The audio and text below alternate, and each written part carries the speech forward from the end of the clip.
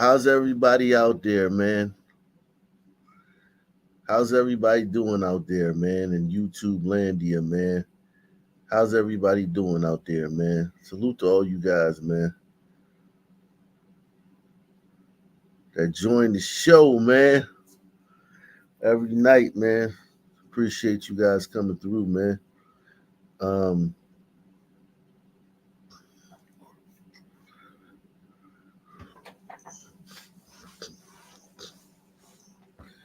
appreciate you guys coming through, man. Um, as you can see, I was unable to get to the barbershop today. That didn't work out in my favor. Um,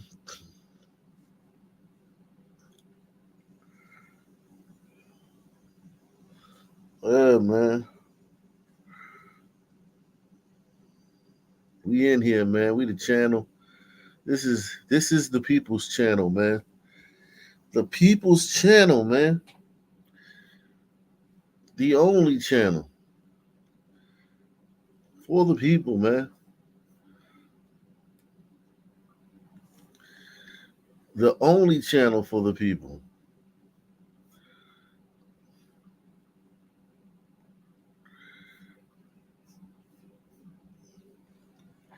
We got a great show for you guys tonight too, man. Shout out to everybody watching on Rumble, man.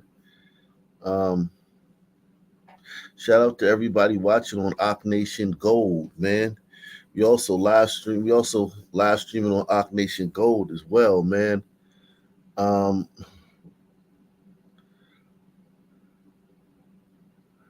we also live streaming on Ock Nation Gold.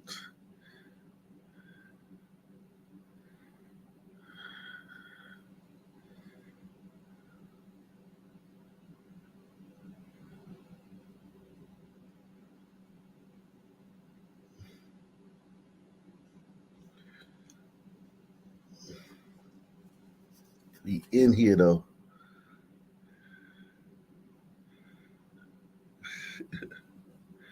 Wow. What's happening, man?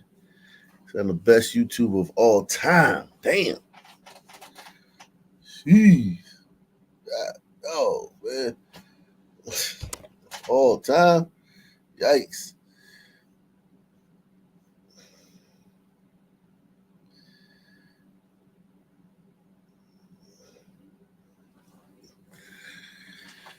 Hey man, I ain't gonna fight you over it though, man. I ain't gonna argue with you, man.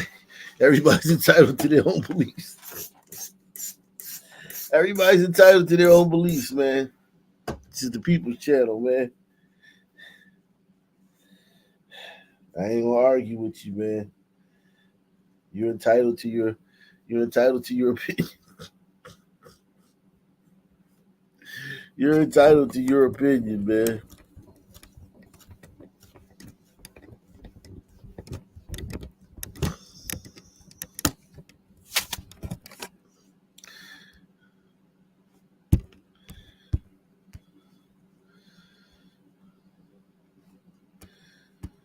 You're entitled to your opinion, man.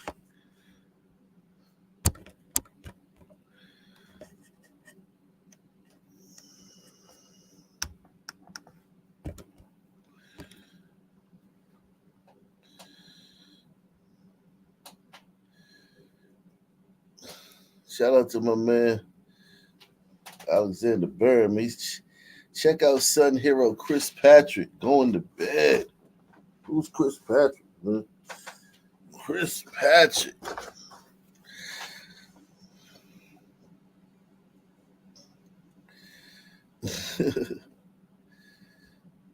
Yeah, man, we got a lot of stuff to get to tonight, man. Let me just go ahead and get it cracking, man. I ain't gonna belabor the point, man. Um, if you want to watch, if you want to watch, and you don't want to, if you don't like the chat over here, man, you can always go watch on Ock Nation Gold, man. I'm live on Ock Nation Gold right now. Link is in the description. I'm live on Ock Nation Gold as well. The links are in the description box. If you don't like the chat over here, man. If you don't like the chat over here, y'all can go create your own chat on Ock Nation Gold. That's my other YouTube channel. We're live over there, simultaneously casting there and on Rumble as well. Rumble won't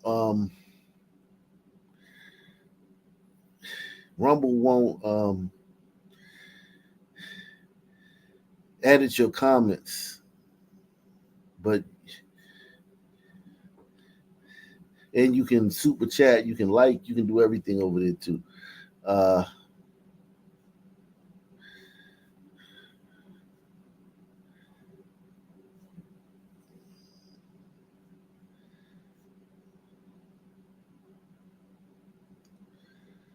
Simulcasting Ebonics.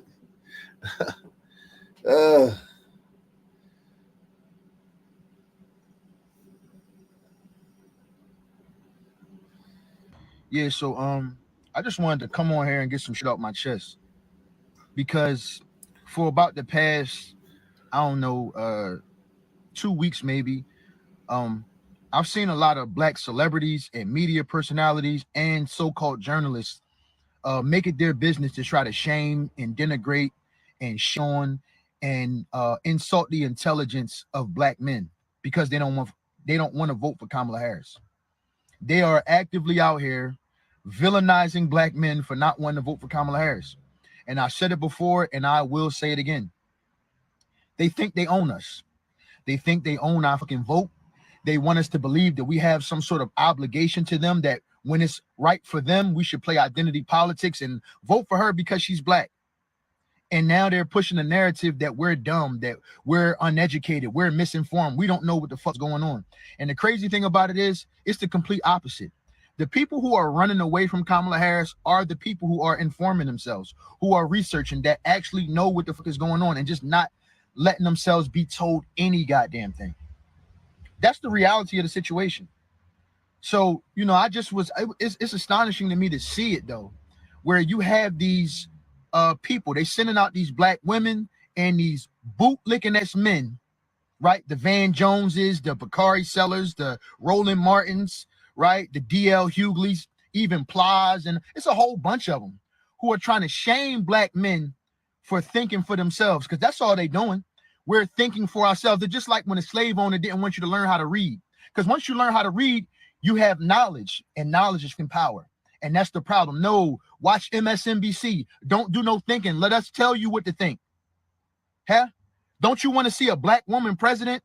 Don't you want to see somebody who belonged to a sorority? Don't you want to see a black woman get sworn in by a black woman on Martin Luther King's birthday? A whole bunch of token shit that don't mean a goddamn thing. That's what they want us to vote for. Y'all out your motherfucking minds, man. I was listening to Ricky Smiley. Ricky Smiley talking about in regards to black men, they not doing the right research. What? Who the f you talking to, Ricky Smiley? They not doing the right research. So because we're thinking for ourselves, we're not doing the right research. We're supposed to listen to you. That's the right research. And we're going to just keep seeing more and more of this shit. Joy Reid telling black people, you're going to look weird. We in the 6th grade? Don't nobody give a fuck about looking weird. We worrying about the issues, the economy, our communities, our children, our futures. What the f you talking about looking weird? See, that's the dumb shit. See, that's for weak-minded people. And they just going to keep going, bro. All the narratives is going to keep going. Sellout, coon, traitor, you hate black women and all that cool. Bakari and Van Jones up on CNN crying and boo-hooing. Don't nobody give a too smart to fall for that shit, man. So y'all could keep rolling that shit out. We're going to keep standing 10 motherfucking toes down. Get out of here. Love the black man until he wants to think for himself, until he wants to form his own opinion, until he stops seeing himself as a victim, and then he becomes the enemy. And I'm watching this happen in real time. It's happening right now. And all you got to do is keep your eyes open, pay attention, and you can see it clear as day. It is real. So I'm saying all that to say, if you are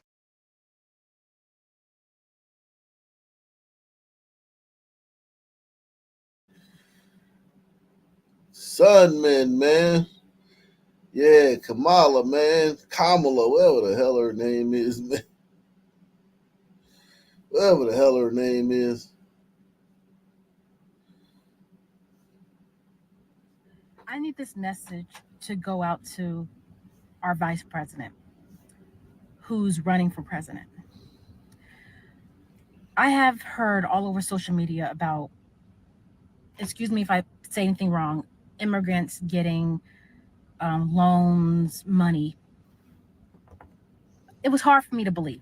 It was just extremely hard for me to believe. I've been in business such a long time. Back in 2019, I purchased my first food truck. It cost me over $25,000. I paid it cash money. I worked hard to pay for this truck. I'm now selling it because I'm doing other things, but I'm selling it. I had a guy come to look at purchasing my vehicle or my food truck. And he explained to me he's an illegal immigrant. He has no credit, he has no money in the bank. But he showed me his paperwork that he will receive funds to purchase my food truck. I'm thankful that he's buying it, but I'm hurt that I worked so hard to pay cash for my food truck. I have good credit, can't even get a business loan because of the color of my skin. I have veterans in my family. I'm a veteran. I've been self employed for so long. But somebody, please tell me, how do I work so hard to have somebody who comes to this country, not long, no credit, and he shows me paperwork where they'll be funding him money to buy my food truck? And when I talked to the bank, they told me usually they have to go straight to a dealership because I'm a private sale. But for special circumstances, they're going to, they allow it.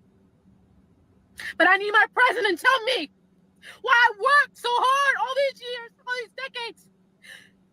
Couldn't get a business loan, but I bust my ass to get the money to create my business. And we got immigrants coming here. And they're getting money. Money! We're doing nothing but just being here. It's not right, and I want answers.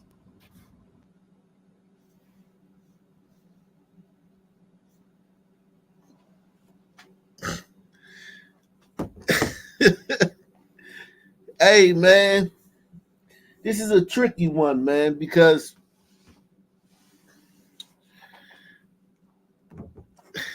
those illegal immigrants gonna do something with their money they get. The free money they get, they do something with it. Sun turds, man, when y'all get free money, y'all go on trips and buy Michael Jordan tennis shoes and get fresh. And buy everybody get a section in the club. They get a VIP section. If they gave you niggas some free money right now, you wouldn't even be able to have the whole club would have to be VIP sections. That's how much the demand for VIP sections would be.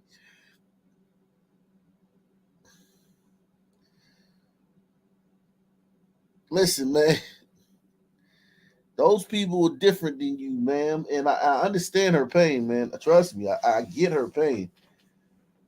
I get her pain. She has the right to be upset, but those people do stuff when they get free money. Sun turds don't do nothing when we get free money, man. When we get free money, we don't do nothing with it. Nothing. Y'all about to vote for Kamala, man. Y'all about to vote for Kamala, man.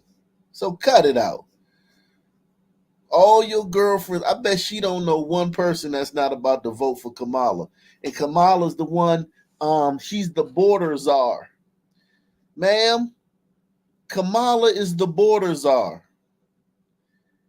Who thinks that this girl has one girlfriend that isn't voting for Kamala? Press one if you think she has one girlfriend that isn't voting for Kamala. And you can hit the like button too. Smash that like button, man. Take the $5 challenge via PayPal, Cash App, or the Super Chat as well. Um, support the channel. We need 10 people to take the $5 challenge right now, man. Just 10 people to take the $5 challenge right now.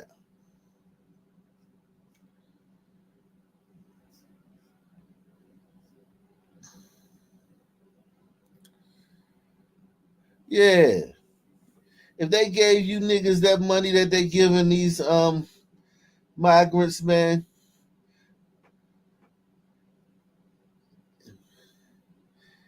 Maserati would have to make a minivan, man. They have a Maserati minivan, a Maserati SUV, man.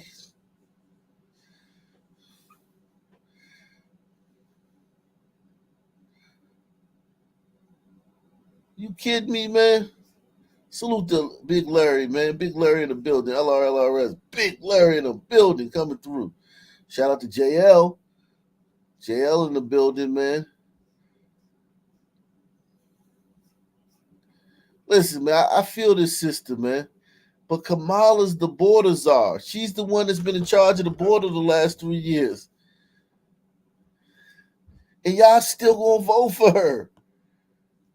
All y'all. All of y'all gonna vote for her.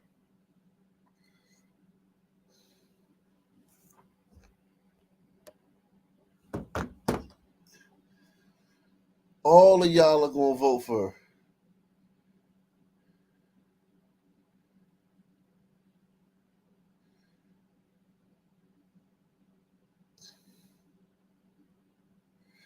Look at this one. This dude, he says, I'm trying to understand how Kamala is the cause of her problem. He doesn't understand why the border czar is the cause of this woman's problem.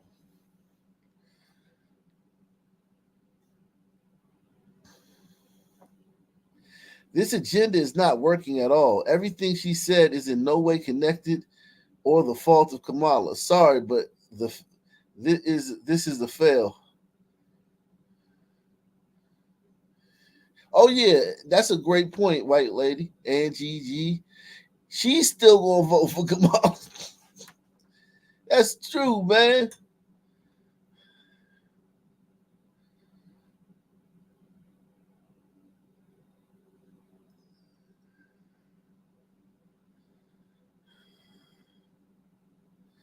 That's true, man. She's still gonna vote. That's true, man. She's still gonna vote for Kamala, man. What am I thinking about, man? She's gonna vote for Kamala. Hey, man. Let's see what Kamala doing right now, man. Oh, she's trending. Kamala Harris is trending. She's bringing the joy back, man. All this joy she's bringing, man. Kamala's bringing the joy back. Shout out to Kamala, man, for bringing the joy back, man. From these dreary last 3.5 years, where she's been thanks Kamala. And we needed a lot of joy after these dreary last 3.5 years, man.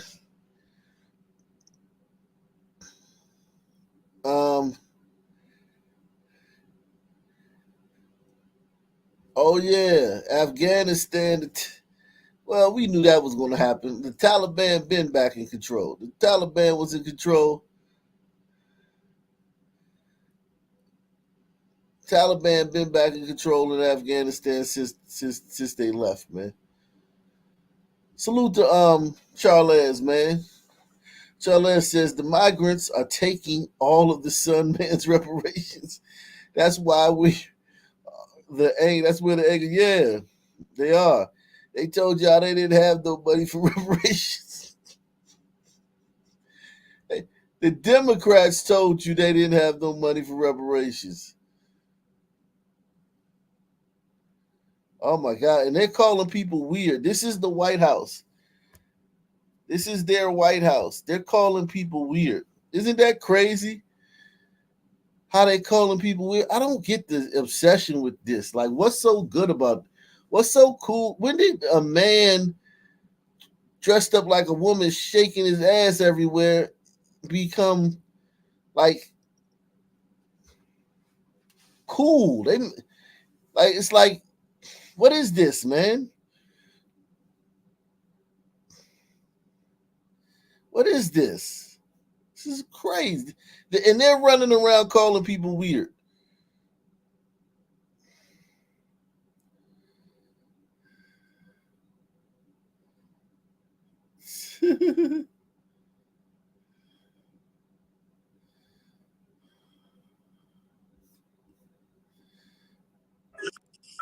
Black vote ain't for sale no more.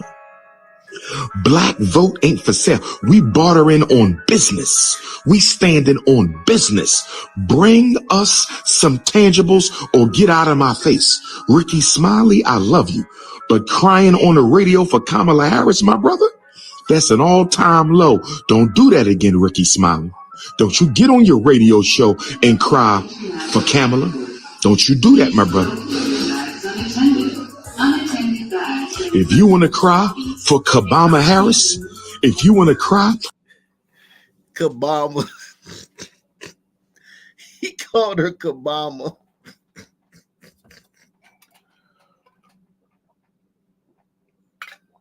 Kabama Harris, man. for Kamala Harris, you do that in the privacy of your house. But if we're going to be honest, Steve Harvey and Ricky Smiley, and I love you both, no hate to my big brothers. But if we're going to be honest, Ricky Smiley and Steve Harvey, y'all only carried on because y'all got paid to carry on.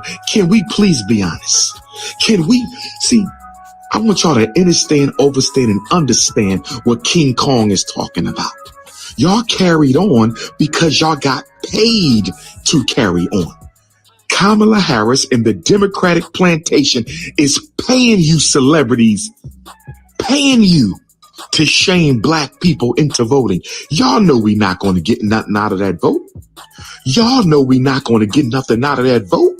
Y'all know we not going to get nothing out of the vote, but they being paid, y'all being bought. They offered me $10K for an interview with Kamala Harris. I don't want your money, but we can definitely do the interview. They offered me $10K for an interview with Kamala Harris. Yes, we can do the interview. Keep your damn money. King Kong consciousness ain't for sale. I'm one of the real ones. Silverback Garvey Gorilla. I'm one of the real ones. Silverback Garvey Gorilla. Don't come to me with no propositions for money. I don't live for no money. I'm not one of these goofy ass rappers whose whole life is nothing but what you can buy and own. You dealing with real African DNA. This is real ancestral energy over here. I'm not no Ricky Smiley and Steve Harvey. You don't drop no check off and say, get the Negroes to the plantation on November the 4th. You don't drop no check off and say, get the Negroes to the plantation.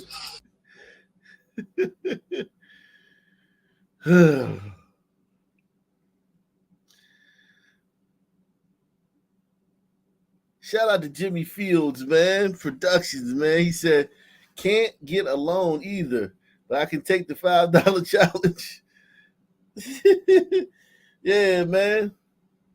Take the $5 challenge. Shout out to Jimmy Fields, man.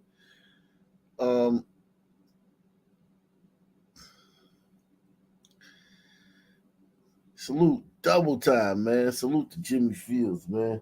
He white though. He lying, man. White people just walk into the bank.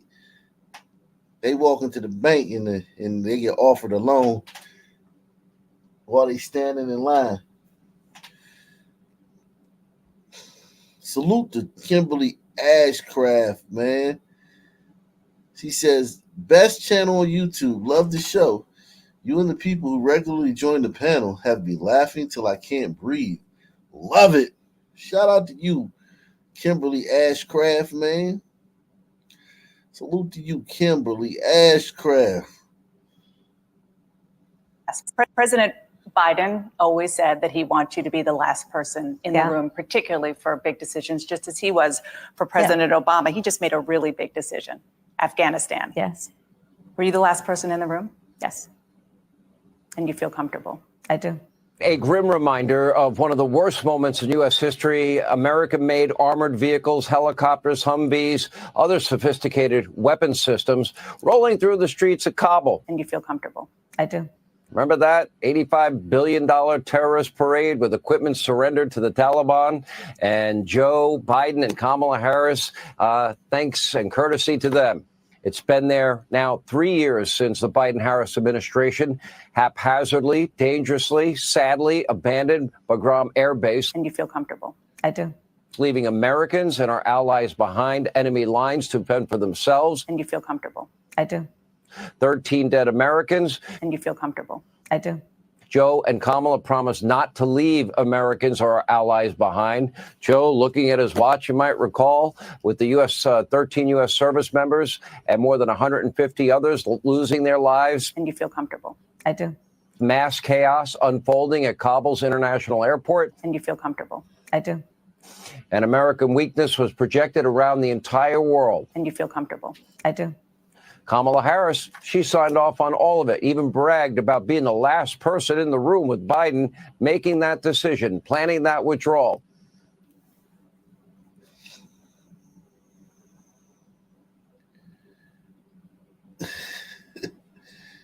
Kamala Harris has more pronouns than policies on her website.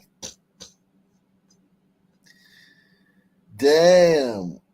Zim. Man, I'm out of the loop, man. I'm way out of the loop, man. I thought I knew something, man. I never heard of none of this stuff, man. I knew he, him, and she, her, and they, them. I didn't know Z, them, and Z here, and AM, and Z here, he. Man, yo, that's crazy. I can't believe I'm talking about never heard of any of this stuff, man. Wow.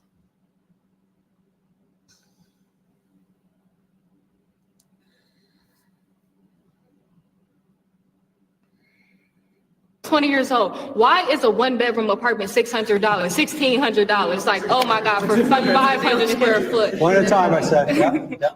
Rent prices is outrageous. And then these jobs, they're bare minimum jobs. Like, I'm supposed to be in customer service. Before I was a server, I was working at like fast food restaurants, and nothing against them, love it, but we need them jobs. But why are you yelling at me over a burger? So it's one of those type of things. It's like the work life, trying to balance out school, trying to balance out finding housing. It's just overhyped. Like, I really waited my whole life to grow up and do this. 20 years old. Yeah, man, it's real world, man. The real world, baby. Under democratic rule, man. The real world gonna hit you no matter who the president is. But under Democrats, man, it's rough, Jack.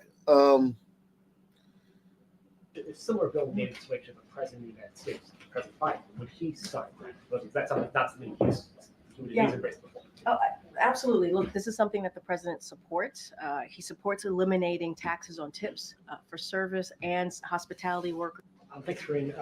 Over the Kamala's doing some. I'll give her this, man.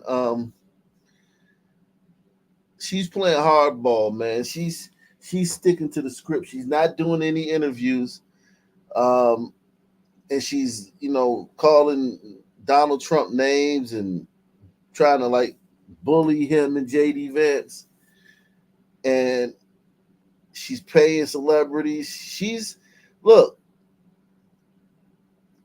gonna have to answer for any of this stuff because she's technically a black woman, man. That's the part about her being a black woman that irks me the most. Like, she getting all that protection, that black woman protection, and she not even a black woman, man. Folks, I have an incredible partner.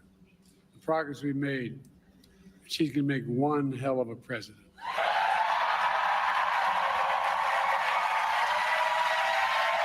Folks,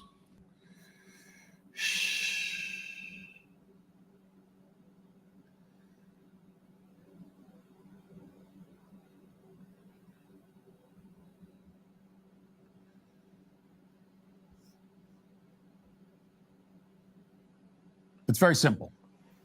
Every American who considers himself conservative or Christian has a moral obligation to vote against Kamala Harris.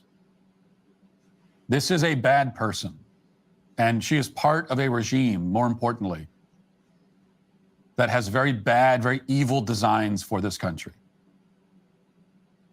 She wants to kill babies. Okay, up to the moment of birth. That's what these people. Yeah, and all her voters, man, want to kill babies, be able to kill babies. All of her voters. That doesn't like move the needle. That doesn't make them gasp or cringe. That's they call that women's rights.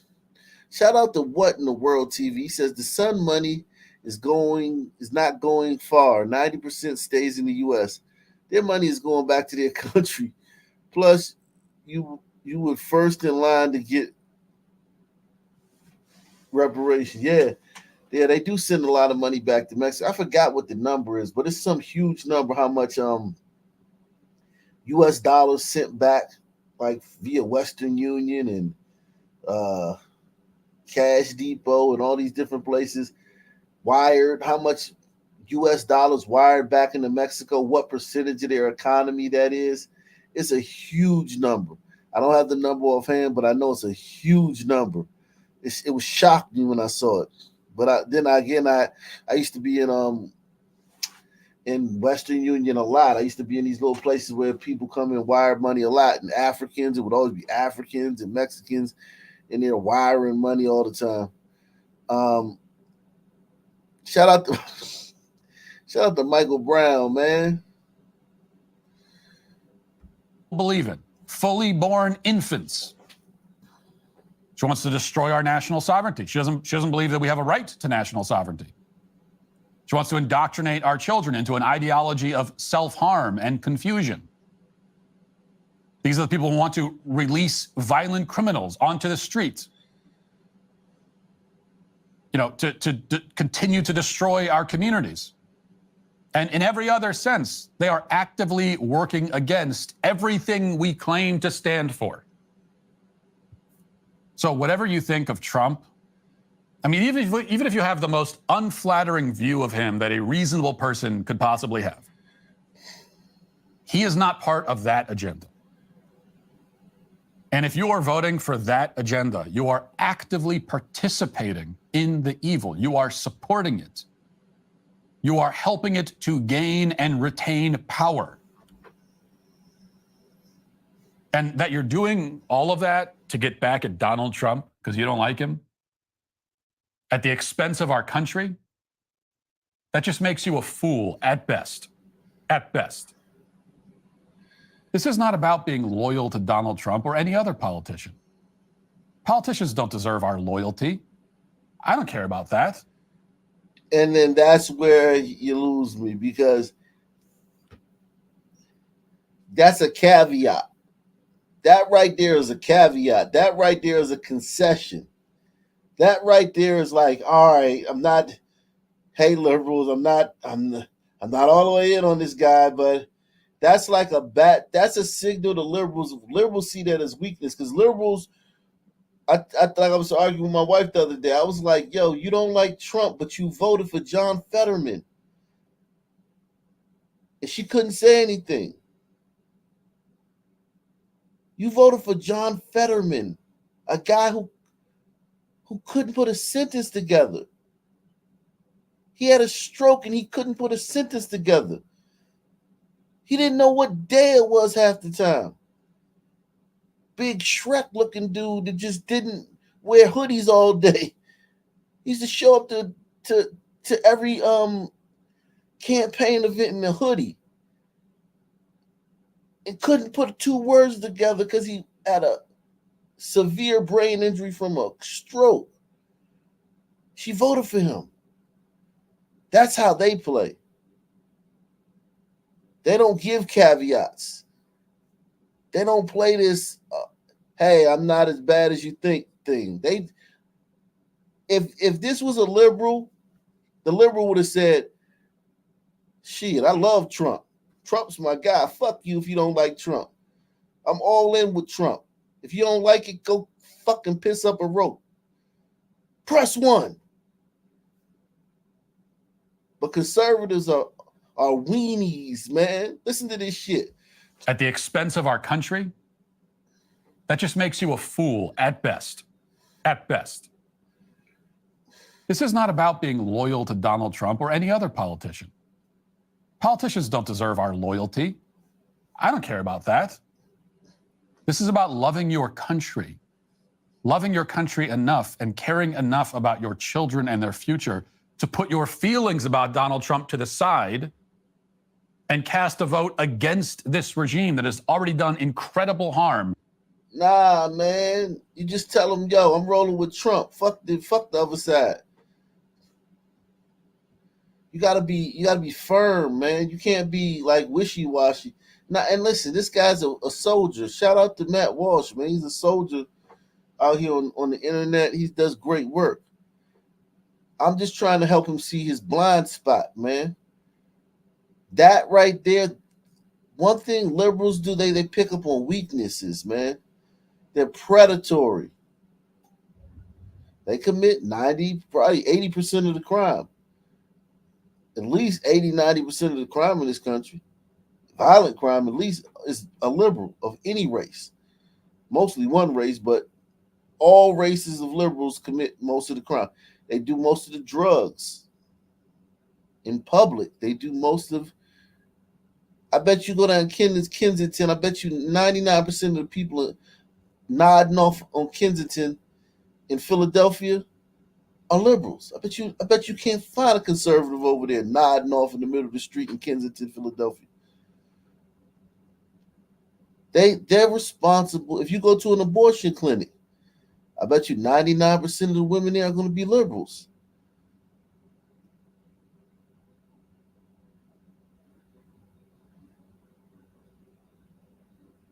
And they're not going to apologize for it.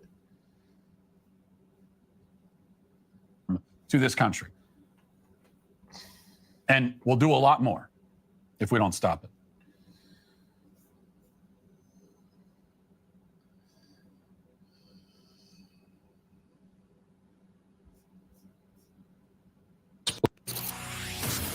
Axios reporting the campaign is getting real news articles, a pro-Kamala Harris spin, and then using them in Google ads. Martha McCallum's been looking at this, and she joins us now. Good morning to you. Welcome back. Good morning, nice Bill. to see you. Great to see you. Get ready for Chicago, all right? Here we go. Save that for a moment here. So the trick was we'll make it like an ad, and we'll reframe the headline so that when you're searching, maybe you see the spot and you read the headline, but maybe you don't understand that it's actually sponsored by the campaign. Show it, guys. Here we go. So this involved what? They cited CNN, NPR, Reuters, Associated Press, The Guardian a lot. And you would see this as you were going through your internet search.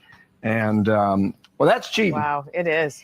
This is really, and I should also point out that Google says that there was a glitch in their system that meant that some of the sort of barriers that they try to put in to make it clear what this is weren't working. Oh, how Oops. convenient. How convenient.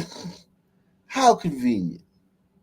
I wonder if it was true for other campaigns as well. We don't know that yet, but they said they're looking into that. But just as an example, so this is a Guardian headline. VP Harris fights abortion bans. Harris defends reproductive freedom. Well, those things are true. That's a factual statement. That's something that she backs and supports. But then they have a description under the headline. So you know how there's a headline when you read a news story. Then there's an under headline that you read in the news story. But it says this: VP Harris is a champion for reproductive freedom and will stop Trump's abortion bans. So the second line in what looks like a news story is actually a campaign slogan, a campaign statement. And, we all look at so much information, take in so many things so quickly throughout the day, right? This is very subtle, very manipulative. And in a moment when you also have a stepped up threat from Iran trying to get their bots into all of this and influence people in ways that are very subtle and difficult to figure out, this is something that I think requires a lot of diligence on the part of people who are looking for this information. And Google says it's just what? They got one by the goalie here? Yeah, Google says, well, there was a glitch. There's supposed to be more disclosure that this is an ad, a campaign ad, and they're gonna work on it. See, and this is another thing. Look at Fox News. They're so balanced and fair and reasoned. If this was MSNBC or CNN, this thing would be slanted. Could you imagine if Trump was doing this and Joy Reid or Rachel Maddow or any one of those people over there, Joe Scarborough, any one of them were doing this story, it would be so emotionally, they would be using such buzzwords and trigger words, they would be slamming him. But the people at Fox there, it's almost as if they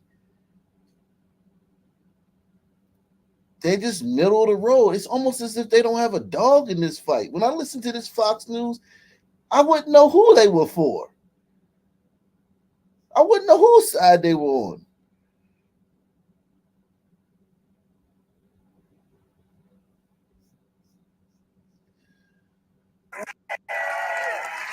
We believe in a future where we lower the cost of living for America's families so that they have a chance not just to get by, but to get ahead.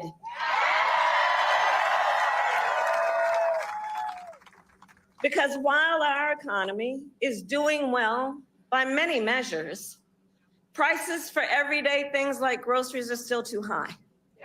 You know it and I know it. You know, when I was Attorney General, I went after price-fixing schemes. And when I am president, it will be a day one priority to fight. Why not now, man? How about now? Why don't you start today, man? Do it tomorrow, man.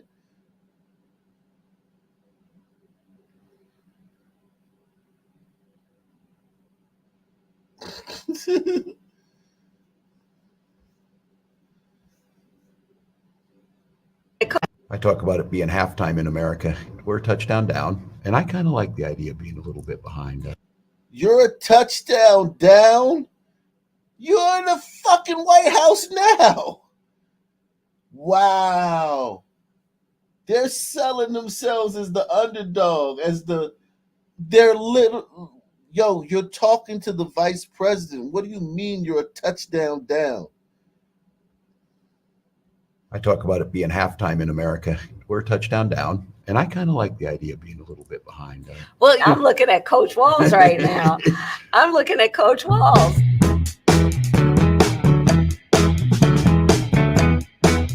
Like I have white guy tacos and What is like that? black, Like mayonnaise and tuna? What are you doing? pretty much ground beef and cheese. That's and, okay. Yeah. He said white guy tacos. So he's playing the self-deprecating white guy. That's the second joke I've heard him say about white guy.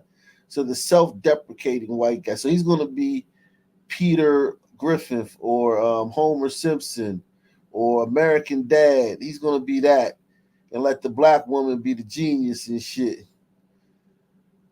Like my daughter, she watches this show, The Wildcrats. Man, press one if you ever heard of Wildcrats. And both the Wildcrats, Chris and Martin, they're like nature buffs and just nature. They're both like Steve Irwin, basically. They went to college and got all type of degrees in all types of fields with dealing with animals and shit. But on their cartoon they have about them, it's a Latino girl and a black girl that are like the geniuses that help them do everything, and they're just bumbling, stumbling idiots. Put any flavor in it? No. Oh. Here's the deal. No, they said to be careful and let her know this, that black pepper is the top of the spice level in Minnesota, you know. I'm the first vice president, I believe, who has ever grown chili peppers. I'm You trying to know, expand we'll my figure that- my food knowledge. You know, we've got some cantaloupes. You'll be fine. Yeah. So I'm not seeing a black woman. Listen, man, I've been around black women all my life. And black women have a swag, just like white women have a swag, just like Chinese, Asian women have a swag, just like Latino women have a swag. It's not saying they're all the same, but they're all grounded in, like, they all have, like, it's like a tree could look, all trees can look different, but they all have roots. The roots are the same. So I I called was you, hoping Tim. maybe we wouldn't have to. I called you, Tim. Yes, You didn't answer, Tim. I know.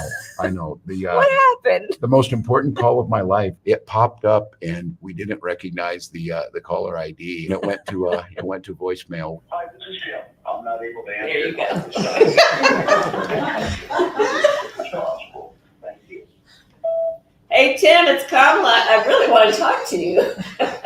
It is an amazing privilege for me. Also, I'm excited. I just want to be part of the excitement that you're generating. Well, we're So doing it together, buddy. It's fun. We're doing it together. How have these last couple of days been for you? I can see where the energy comes. America is a hopeful country. Indeed. People are excited. In every one of those groups of thousands. A hopeful country. She's in the fucking White House right now. What do you mean hopeful? Sometimes over 10,000 people. You've seen exactly who we are as America. Yeah. People from rural areas, urban areas, of every stripe and size and background. This is who we are as America, and we're Yeah. all in it together. Yeah. And in this campaign, the only way we win is to keep the pedal to the metal for these next many, many days that we have. So, Tim, Yeah. what's your relationship to music? Yeah. For me, the transformational piece of music was Bruce Springsteen's The River, Okay. which is a journey. You know all the tracks, Yeah. and I'm that guy. My first car, it's the summer 1980, been saving up. I buy a 1973 orange Chevy Camaro, got an 8-track player in it. Oh, wow. Previous owner left Bob Seger's Night Moves in there. I listened to it, and it's kind of the soundtrack of my life of Detroit's own Bob Seger. But what's really great about this is I have a 79 International as my car. It's got an 8-track player in it. I have the very 8-track to this day. You're kidding No, me. man, no. But how about you? Oh, 8-tracks, man. I'm so homey and I'm so down. I'm not like Donald Trump. I'm the opposite of Donald Trump. Donald Trump builds businesses and he's millions of dollars and he flies around. He's jet-setting playboy and he's out there and he's wrapped up in all this money and all these finances. Me, I still listen to an 8-track player, man. I'm just like you. I grew up, so all these albums here. I mean, Aretha, my mother. Stop it. You ain't listening to no goddamn Aretha. I could believe she said Whitney or Mary J. Blige or something, or Donna Summer. Aretha, how old are you? 75 years old? Talking about she gonna mention Aretha. That's such a fake black thing to do. That's like me saying I listen to James Brown. No, I didn't grow up listening to James Brown. I grew up listening to New Edition and Guy. Fucking Michael Jackson, man. You talking about Aretha. You ain't 84 years old. You should have been growing up listening to the goddamn Whitney Houston and goddamn Forget Me Not and all that shit and Love Come Down and all that shit. Nita Baker and shit like that and Evelyn Champagne King and shit like that. She gonna say Aretha Franklin because that's just the blackest thing you can say. Aretha ain't had a hit since 1975. Detroit's own Bob Seger. But what's really great about this is I have a 79 player in it. I have all these albums here. I mean, Aretha, my mother had every Aretha album, and like our Christmas gift to my mother, her birthday gift was always like, what's the latest Aretha Franklin record? So it's on. So her Indian mother was listening to the latest. How many records did Aretha Franklin drop in the 80s, man?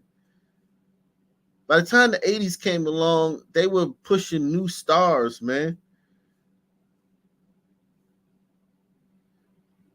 On vinyl in your house as a all of it. Wow. All that and Stevie. And then Miles. Stevie Wonder. Okay, I could give you Stevie Wonder. That's still like a blackety black thing name. It seems like a scripted type thing. Like, because Stevie Wonder's great. He that song "As" was the song I played at my wedding for my wife. Me and my wife's wedding song is "As" by Stevie Wonder. So I mean, I love Stevie Wonder, but when she was a young girl growing up in Oakland, she was listening to Aretha Franklin and Stevie Wonder in the 80s. I give you a pass on Stevie Wonder, but no Lionel Richie, no Michael Jackson, no Babyface, not just Aretha and Stevie Wonder. Right. And my dad loved jazz, and so it was Miles, it was Coltrane. One of my personal favorite musicians for when I was younger was Prince. Oh. I can give you Prince. Okay, I'll give you Prince. That makes sense. And of course, from your estate. Yeah. And he, in fact, I'll tell you, so my husband Doug and I'm more of a hip hop girl. Yeah. He's more of Depeche Mode. Oh yeah, about the same time. Yeah, I'm sure you like the same music. Of course. But Prince, in the Venn diagram of things, Prince, he and I love the same, because talk about how Prince was with that guitar, man. I almost know by heart every one of those songs. I feel like a trip to Paisley Park is going to happen here if the staff. It's on my bucket list. I'll tell you that. Tell me about your dad and his influence on you. Yeah. He served our country. You have served for our country for so many years. Yeah. I was 19. My little brother, I think, was 8. All right, I can't take any more of that. I can't take any more of that. They're so. I hate them, man. I hate both of those people, man. I don't like them. I don't like them, man. I don't want them leading my country, man. I don't want that. I don't want that to lead our country, man. I'm good. I don't want that to lead our country.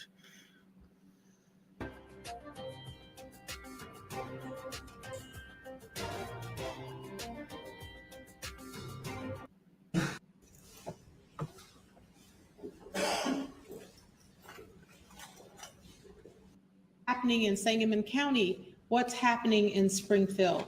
As you know, Springfield was the place that led to the start of the NAACP as we know it today because of that race riot. But at this time, I'd like to bring up Attorney Ben Crump to provide us with some updates. Attorney Crump. Yes, thank you, Ms. Hager. I want to make sure Mr. Weirberg can be seen here.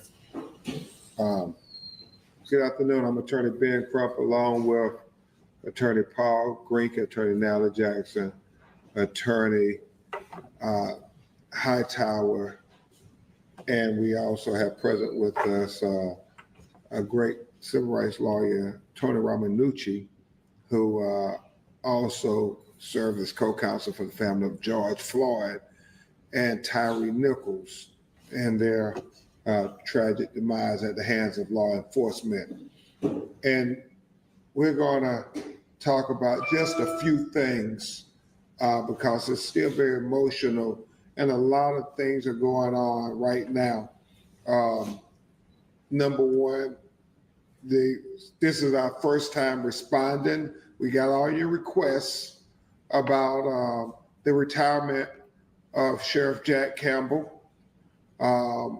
And after I talked with you and Attorney Ramanucci talked with you, you will hear from Uncle Ray Massey, Donna's brother, Sonia's uncle, as well as her father, Mr. James Wilburn.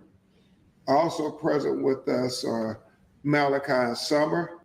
Massey's proposed legislation. I know Senator Turner had talked at a press conference before about trying to have a Sonia Massey law. We know that Governor Pritzker said that they want to have a Sonia Massey law, man.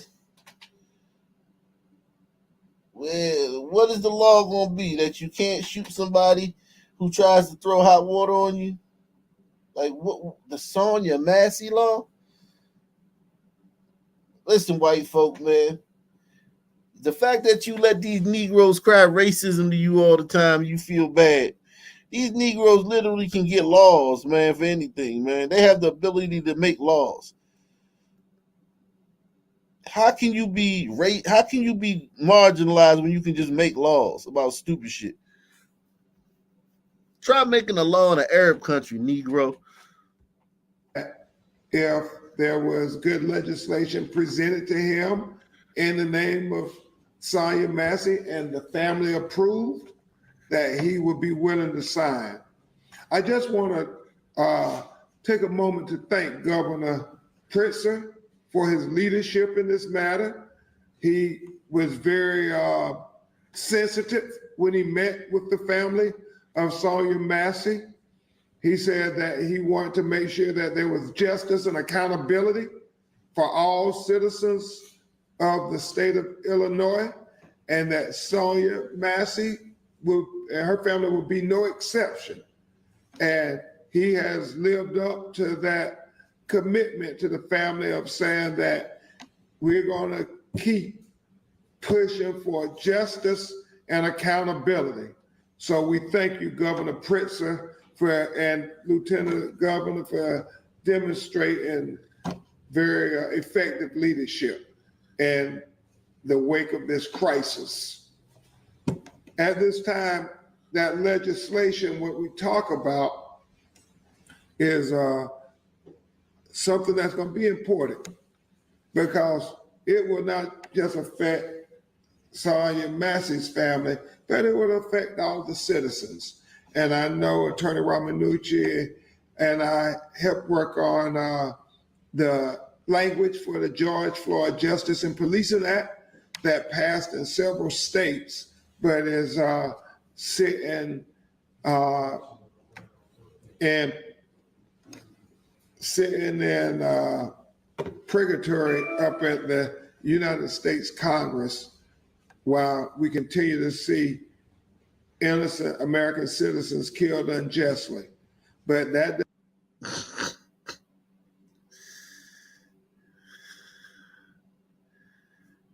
Jesus Christ, man.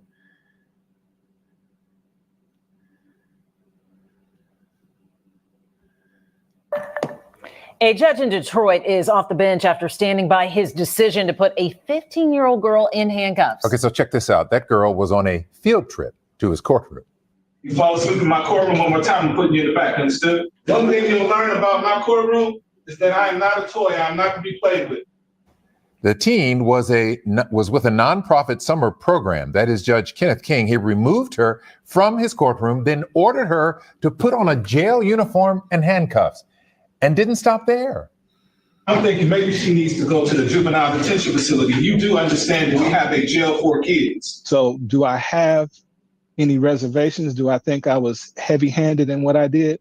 No, I don't, because I'll do whatever it needs to be done to reach these kids and make sure that they don't end up in front of me.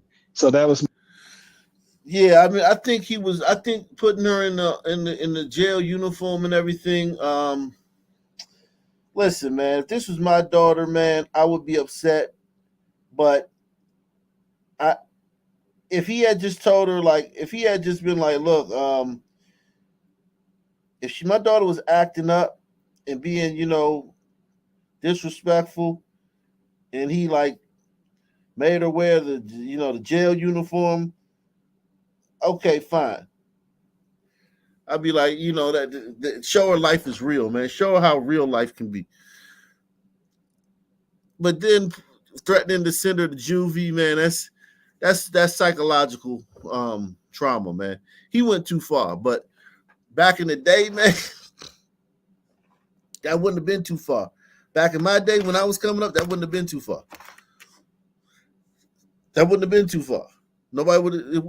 It would just would have been like teaching kids a lesson.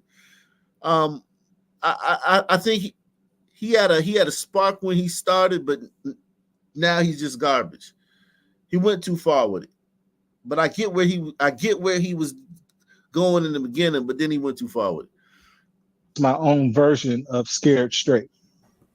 Again, her crime was falling asleep. The teen's mother says the judge was way out of line. She says she's a struggling single mom and her family is moving from place to place, and she thought the summer program would be a good distraction for her daughter. Instead, her daughter is traumatized. You sleep at home in your bed, not in court. So the fact that he was talking about you go home and get in your bed, how do you know my baby got a home? How do you? Well, I mean, come on, man. He's not like a barbarian for assuming that the kid had a home. Like, that's just something we take for granted, man. We're allowed to assume that you have a home, man. Like, come on, man. Like, we're allowed to assume that you have a home, man. You know what I mean? Like, please. Now, if the kid doesn't have a home, he shouldn't be castigated for that. Like, we can't live life, with all these being afraid to just make judgments. Like, when you live life, man, you gotta just like take some things for granted. You have to just assume some things, man, because you don't have time to hem and haw over every decision, every word that comes out of your mouth. How do you know she has a home? I mean, like, goddamn, all right, man, fuck. And I'm in court. So the fact that he was talking about you go home and get in your bed, how do you know my baby got a home? How do you know my baby got a bed, her own bed that she can sleep in? She don't have that right now. So she was hired to belittle her in front of the whole world and her friends to make her. For the record, man, he didn't belittle her in front of the whole world. Like, the Olympics was on. I think most people were watching the Olympics rather than this Negro child program trip to court day. I think most people watching the Olympics, man. Don't flatter yourself, man. Her in front of the whole world and her friends to make her even feel more worse about our situation. I'm a single mother. I'm trying my best. I'm doing it. She's a single mother. She's trying her best.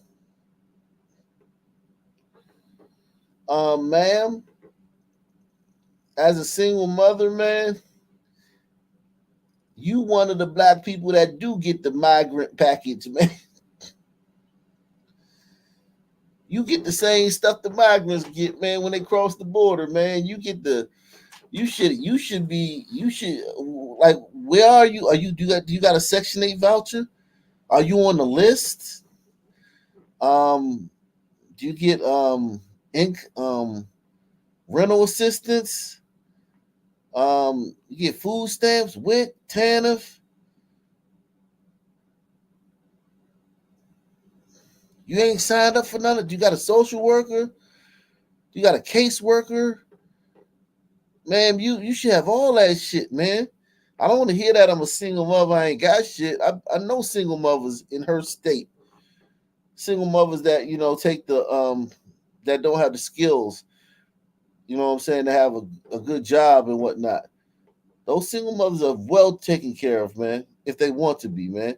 All you gotta do is go down to these buildings and sign up for that shit. It might take a whole day. You gotta go in there, grab a number, and wait for your number to be called, and make sure you bring all your documentation, all your forms and shit, and they can sign you up for everything. You get a free house. You can get a brownstone, a 4 or 5 bedroom brownstone, depending on the kids you got. You get $700-800 worth of food stamps. every 2 weeks, and cash. And you can work under 32 hours and keep that. You just got to make sure you work you work part-time, which is under 32 hours. Don't be slick be trying to work 40 hours. You'll be okay, man. Shoot, you should be all right, man. You should be doing good, man. Little her in front of the whole world and her friends to make her even feel more worse about our situation. I'm a single mother. I'm trying my best. I'm doing everything that I can. The district's chief judge says Judge King is being removed from his docket so he can undergo sensitivity training. Judge King had said he reached out to the teen's family and offered to mentor the 15-year-old. Her mother refused. So he offered to mentor the 15-year-old. The mom refused. Another bad decision on the mom. Another bad decision, another emotional decision.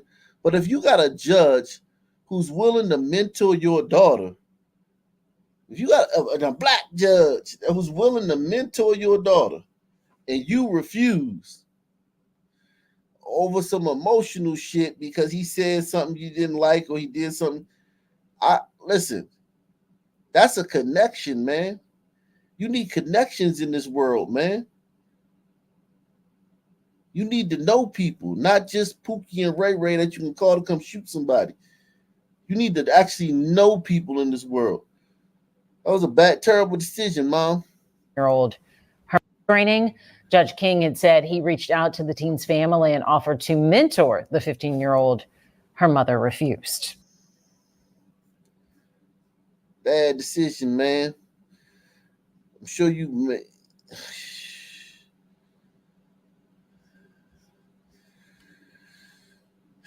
We all make bad decisions, man. But, ma'am,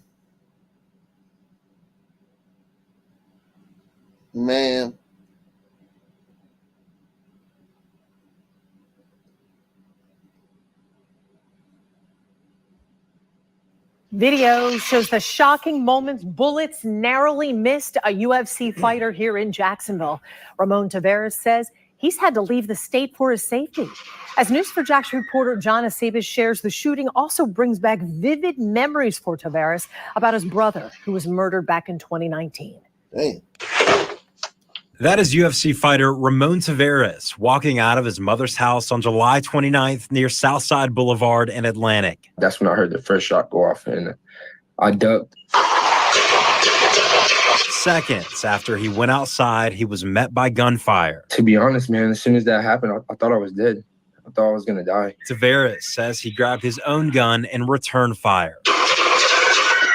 That is the sound of shock and horror as his family comes outside. God, for some reason, God chose me to walk out the house that day. You know, it could have been my little brother. It could have been my wife and my kids. It could have been my mom. In the past, it was his brother Gabriel who was shot and killed along with another person on December 7th of 2019, a case that is still cold. How bad do you want those guys caught who did this on the 29th? I want them caught, you know. I want them to pay for what they did. Especially if it has something to do with my brother.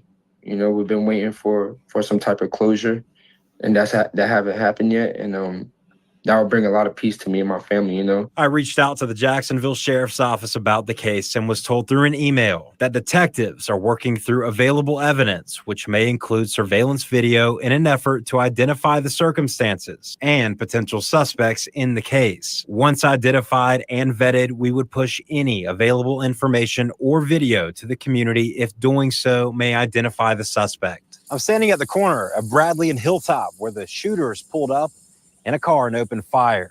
Ramon says he has no idea who was into that car, but they took off in that direction. He and JSO officers are asking anyone with information to come forward. I don't do nothing. I don't bother nobody. I don't hurt nobody. You know, I show mad love to my city. I show mad love to everybody. Because of what happened, Taveras says he's left the state and continued his training elsewhere as the investigation also continues. Hopefully trying to get some help from the EOC of some sort, so I can move out of the state. John Acebes, Channel 4, the local station. Wow.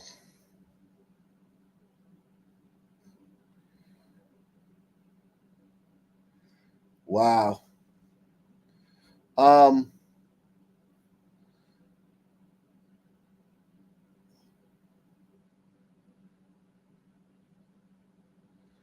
let me let me go ahead and get to the main event, man. Shout out to everybody out there, man, in YouTube Landia, man. Let me drop the link, man.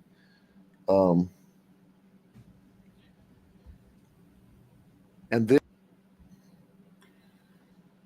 let me drop the link. Make sure you take the $5 challenge via PayPal, Cash App, or the Super Chat. Support the channel. Take the $5 challenge.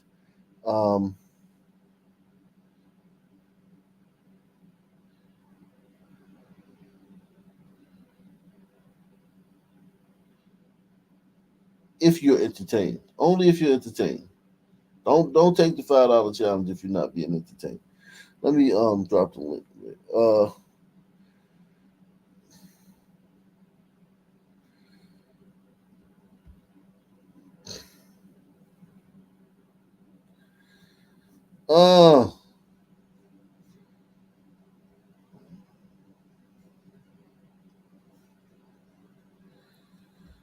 Whew.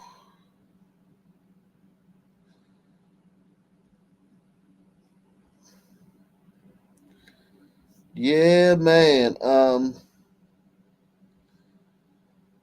Lot going on, man. Lot going on, man.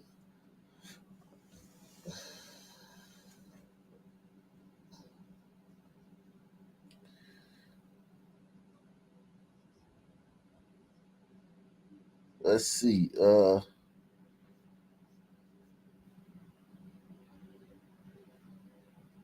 Put that right there. And link is in the description box. Link is in the description box. What's happening, man? What's cracking?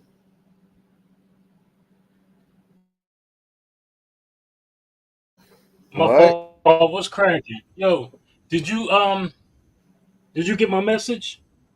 No, I ain't check my email. I check it after the show. All right. Well, why I had the master? It's done. I just got to send it Okay. to you. Yeah, So it's hard to send those big files because they got to be compressed. yeah. Yeah. But it's done. Okay, man. Cool. So I'll Thank you, send it man. over to you. All right, man. Thank you. hello, folks. Thank you very much for being with us today. We have with us Brandon Shealy from FDLE and Eric Ross from the Statewide Prosecutor's Office. And once again, when we do these investigations, we do them with multiple agencies because it crosses multiple jurisdictions. We appreciate our Attorney General Ashley Moody and her team, as well as FDLE. We also were joined by Hillsborough Sheriff's Office, Manatee Sheriff's Office, Pasco, Pinellas, and Collier County Sheriff's Office, and the Kissimmee Police Department. But as I begin this today, I want you to think about this for a minute. You come to this country legally. You go through the processes. After you come here, you establish a small business. You work really hard with all of your family members, and you're able to live in a nice community, a gated community. You're Asian American. Do you know, out of the 9 arrests we made in this case, 7 of our victims were Asian American? Wow. So migrants are targeting Asian Americans, not in California where we know that's just normal. But that's old hat. That's the status quo. But in Florida, so they know that the biggest lick, the sweetest targets, the flower with the most nectar in it, the sheep of the world or the sheep of the country, the lambs of the country, Asian Americans. Community. It's not hard to believe because surprisingly, Asian American. My bad. No, go ahead. Surprisingly, I found out about in Venezuela, a lot of the Asians own the stores over there. Oh, wow. So it kind of makes Wow. sense. They know because I was dealing with an Asian half Brito, and then she was telling me, a lot of the Asian they own the stores over there. So Wow. they're well aware. American. Do you know out of the 9 arrests we made in this case, 7 of our victims were Asian American? They were targeted. We are also looking at the possibility of whether or not this was a hate crime. And the people that committed this hate crime against these wonderful Americans, many of them came to this country or their forefathers came to this country to start businesses and be successful and live the American dream, were victimized by a bunch of illegal aliens who came here as criminals to do criminal acts. And that's what we're going to talk about today. This all started for us here in the sheriff's office in March of 2023 with some high-end burglaries and high-end thefts. It's called the SATTAG. It's South American Theft Group. Now, it's not new to this country. In fact, we have groups from Colombia and South America working all across the United States.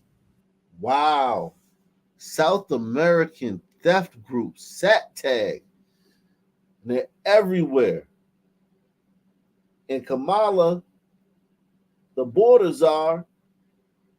Think about this. Republicans can't use this. They're not savvy enough. They're not skilled enough at this political game to push this right into Kamala's lap. This is a slam dunk. Press 1. Just convey to the people, put this out there, man. This should be, the Republicans should be stumping this. Elon Musk, man, should tweet about this. I know he's done a lot, man. He's done more than any Republican, not named Donald Trump for the cause since in a long time, but they have a name, South American Theft Groups. They come here across the border and they target Asian Americans and just rob them and home invade them. That's unacceptable, man. That is unacceptable.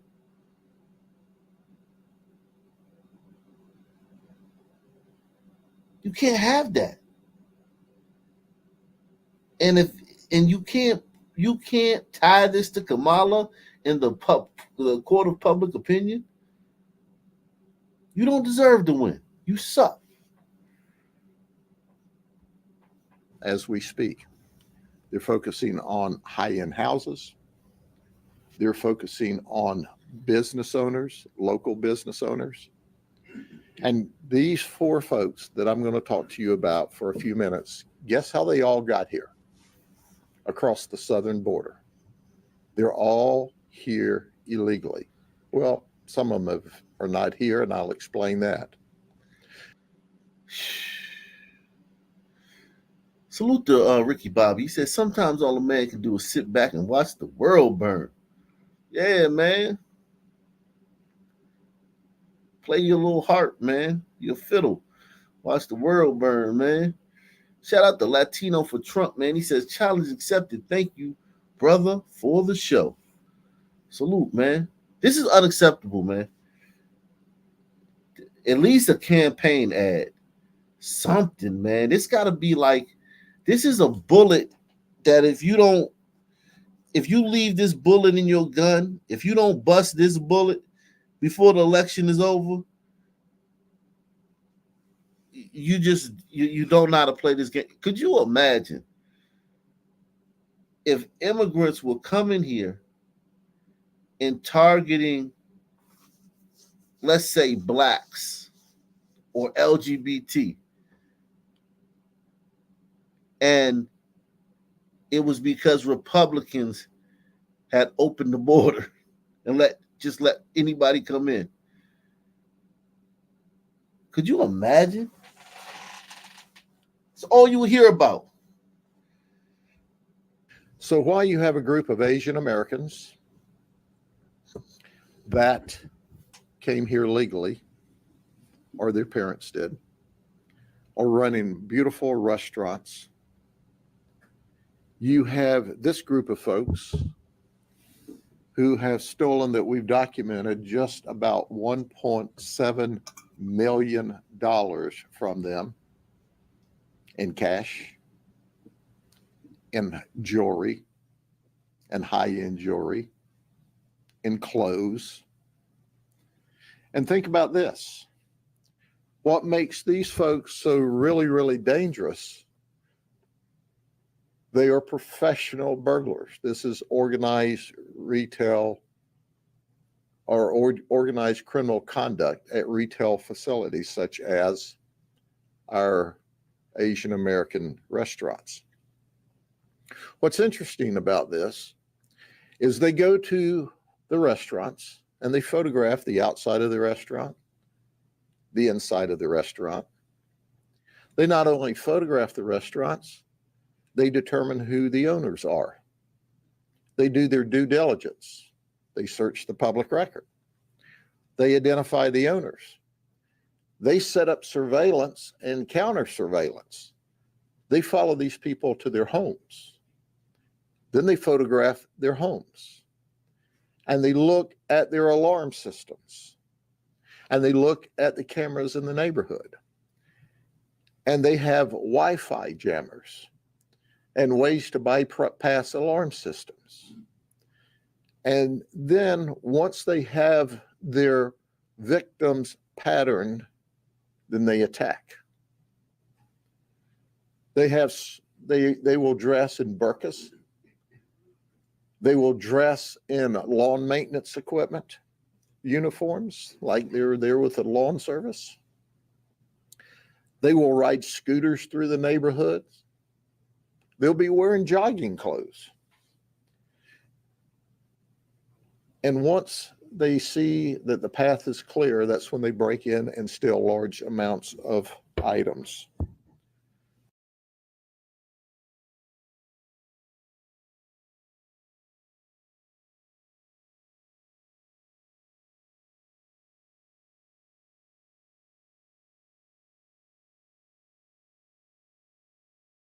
Hawk, you on mute. And they're illegal migrants who came here, and they don't care if they get deported. What does it matter if you get deported? If you're stealing millions of dollars from Asian people and you wiring that stuff back to your country, or you got a cartel here or a syndicate here, who cares if you get deported? You just come right back. You get deported and you come back the next day.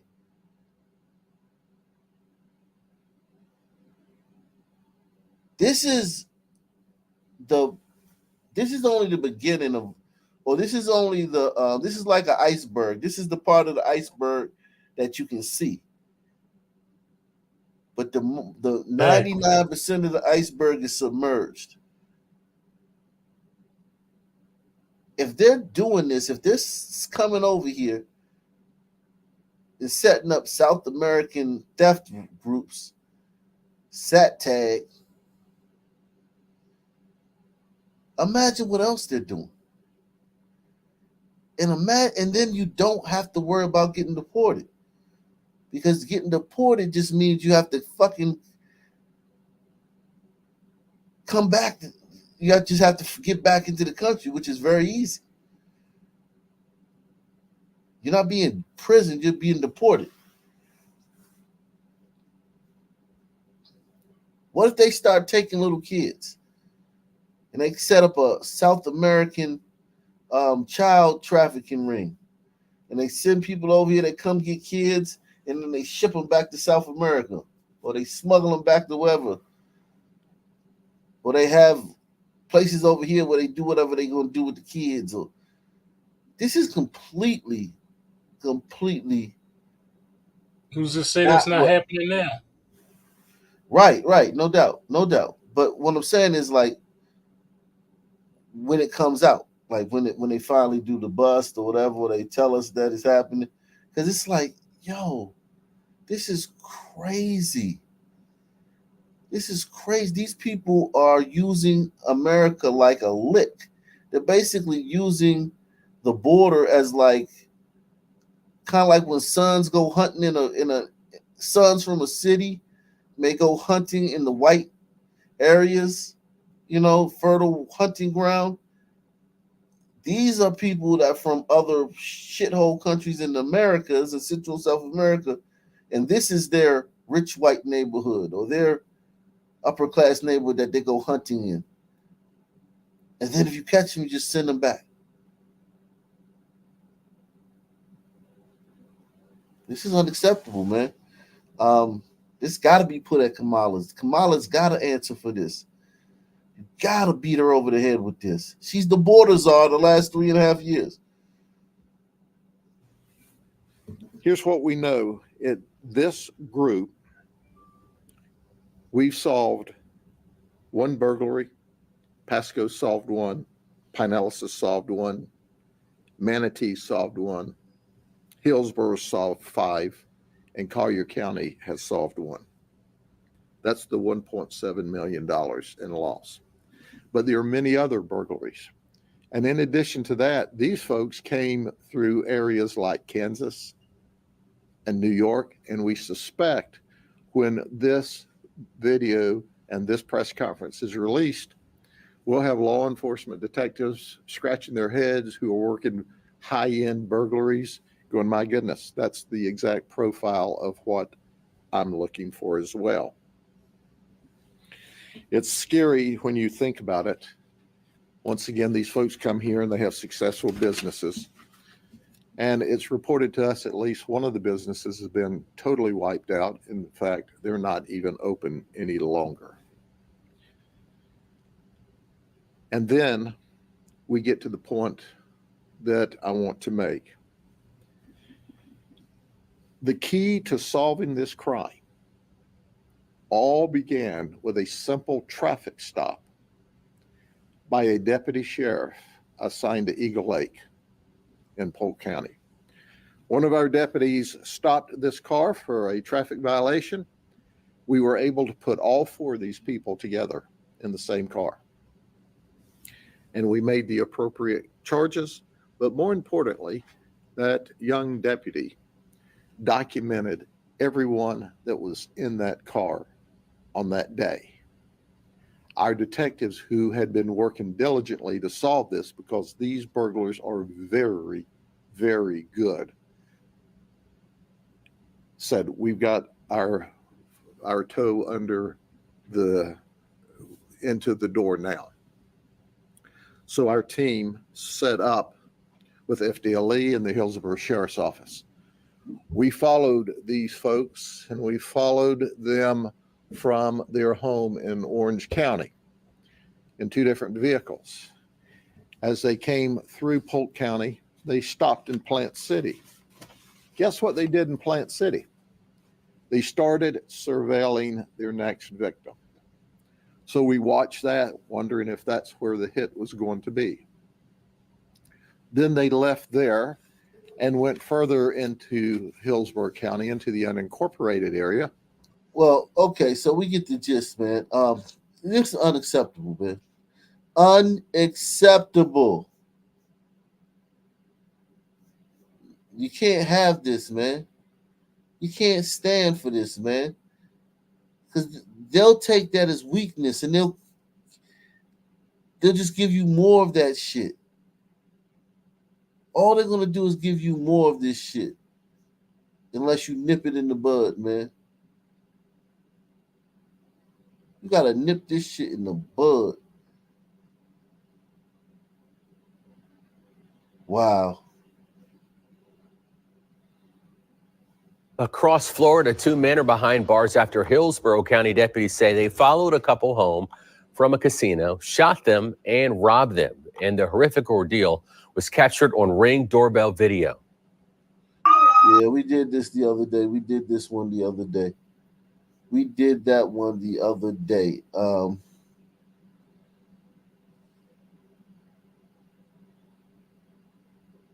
We did that the other day. Let me see. Salute to everybody out there, man. Make sure you support the channel. Take the $5 challenge via PayPal, Cash App, or Super Chat. Hit the like button. Fox 2. A life gone too soon. Tonight, a mother struggling to move forward after her 17-year-old son was shot and killed in East Oakland. Being my only son, that was like my heart, you know. And this is every mother's worst nightmare. The victim's first day of his senior year in high school would have been today. Good evening, everyone. I'm Mike Meebeck. And I'm Christina Rendon. The young victim was killed in Oakland while spending time with a family friend less than 2 weeks ago.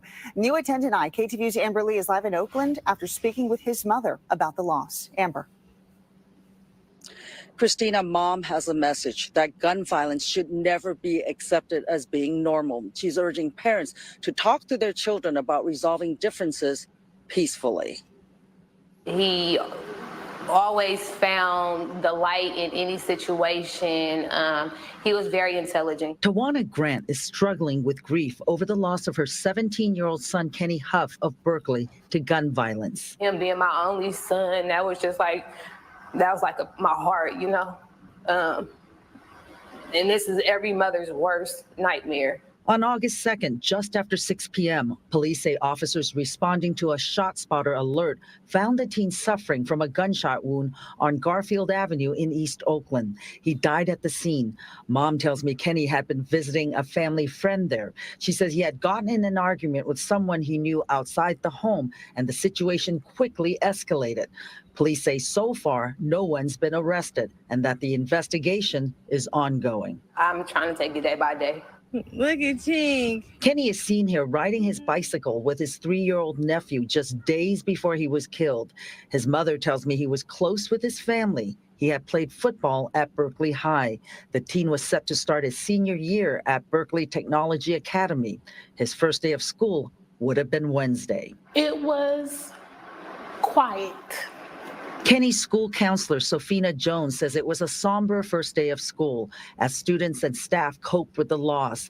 Jones described Kenny as a doer, not a talker. She shared a message one student wrote for Kenny. I would have been calling you to see what you were going to be wearing for the first day of school. And now I can't. Mom tells me she's sharing Kenny's story to encourage parents to talk to their children about gun violence and not to accept it as being normal. Grant had these words for her son and other young people. Easy to get in trouble, but hard to get out of it. So easy. What's your opinion on this kid, Mark? What's your feel on this kid? Was this a good kid? I think he was with the shits, but he had a balance of it. He probably wasn't good, but it was a balance. He wanted to fit in too. Mm-hmm. So that's that peer pressure. You know how it is. Me being a Haitian kid,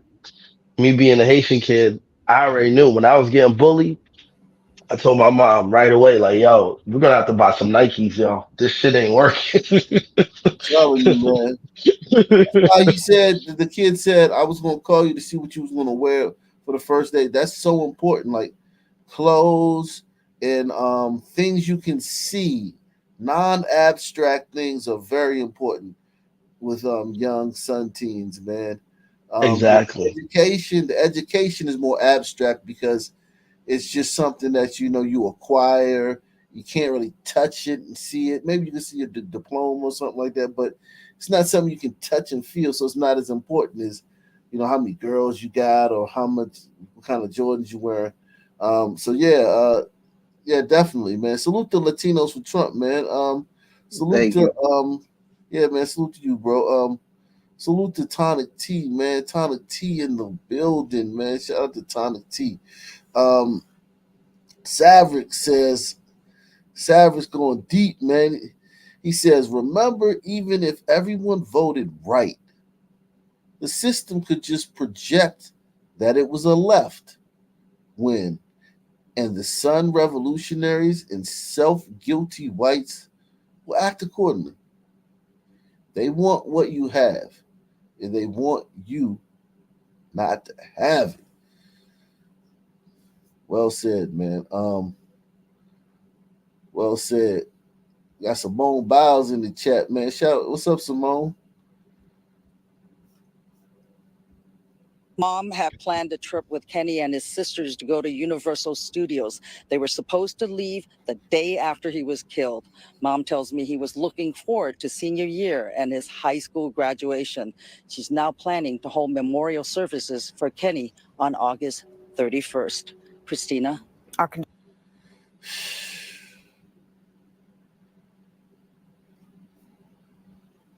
Family at a loss tonight and calling out gun violence after a mother of 8 was shot and killed in East Oakland. Family members tell KTVU Maria Ramos was killed after confronting teens in a car she believed were selling marijuana vape pens to her kids.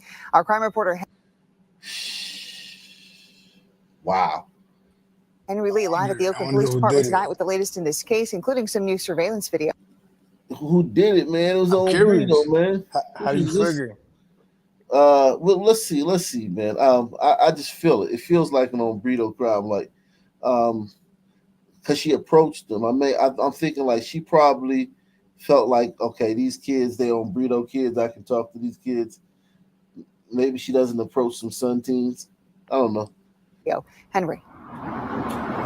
Yeah, 2 teenagers have been charged in connection with this deadly attack of a mother who was out to protect her kids and ended up paying with her life. She's left her 8 kids. And it's really hard. Carmen Beltran is heartbroken after her niece, Maria Ramos, a mother of 8 children, was gunned down in East Oakland. Yo, you on Britos don't play, man. Nah, we don't. Yo, Oakland, I don't know, man. I'm gonna have to go with Suns, Chief. Oakland. You think so? I'm gonna have to go with Suns. Excuse me, did they say 8 kids? Yeah. Yeah. She got a whole soccer team. They get busy. Yeah, she And got a she whole gonna get soccer pregnant team. just from doing this. She gonna get pregnant. She might still get pregnant. She gone, but she might have another. Yeah, but I have to dig her up and get the baby out, man. Listen, man, this is something I would love to know the science behind that. Whether y'all eggs are more fertile or your sperm is more fertile, the canal that leads to the ovaries is shorter.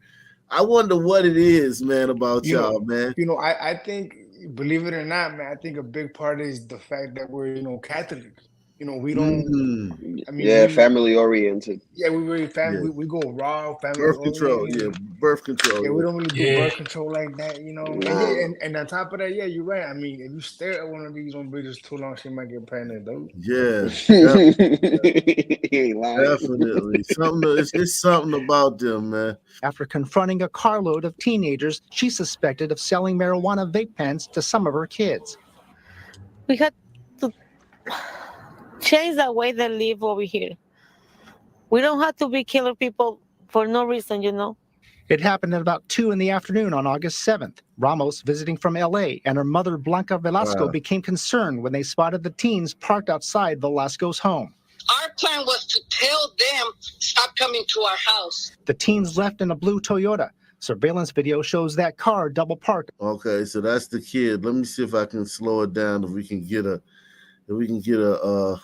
an ID. Yeah, an ID on this kid, man.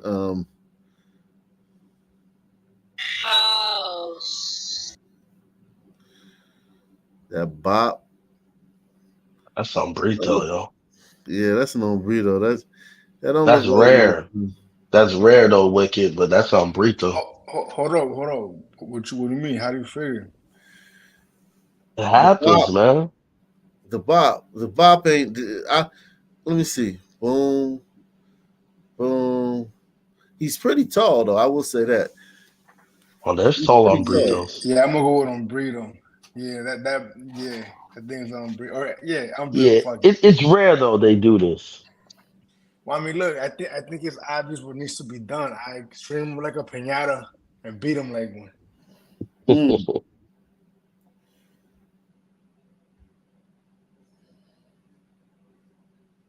Toyota RAV4 driven by Velasco.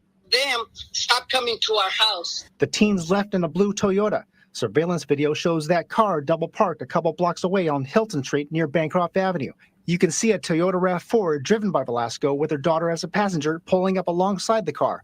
Ramos comes out of the SUV and sprays pepper spray into the car. That's when authorities say a 16-year-old boy jumps out, opens fire as Ramos runs across the street. That's different, man. Like, they left a lot out, man. Yeah, that's what the news does, man. Like, you surprised? Wow. Yeah, well, no, not that much. Like that's a lot to leave out. They don't usually leave that much out. That could have been in the lead. They buried the lead. Yeah, she hopped out and just sprayed them. Yeah, I mean, some teens gonna shoot you for that. Yeah. Her daughter as a passenger pulling up alongside the car. Ramos comes out of the SUV and sprays pepper spray into the car. That's when authorities say a 16-year-old boy jumped. And then they left her like, yo. Damn, that's Yeah, crazy. this wasn't planned out really well. Ramos runs across the street. The 33-year-old collapsed on the sidewalk. Her mother, who drove off after having a gun pointed at her, came back and found her daughter motionless. So I started rubbing her chest and telling her, Lupita, I said, breathe. You know, we still need you. You have 8 kids. Yeah, that was some. Damn, mom, come on, mom. Yeah, that was kind of dumb. 8 kids. I think she said she was 33. God, 8 kids. 43, 8 kids. Jesus, what age she start at? 12? Goddamn. That quinceañera. Man, that. Yo, his pullout game was unheard Pullout game. Yo, I bet you. I mean, I don't think that's all one father. You never know, but I wouldn't be surprised if it was one dude. But you never know. You know how. Yeah, burritos are different. Yeah. Today, nowadays, modern world.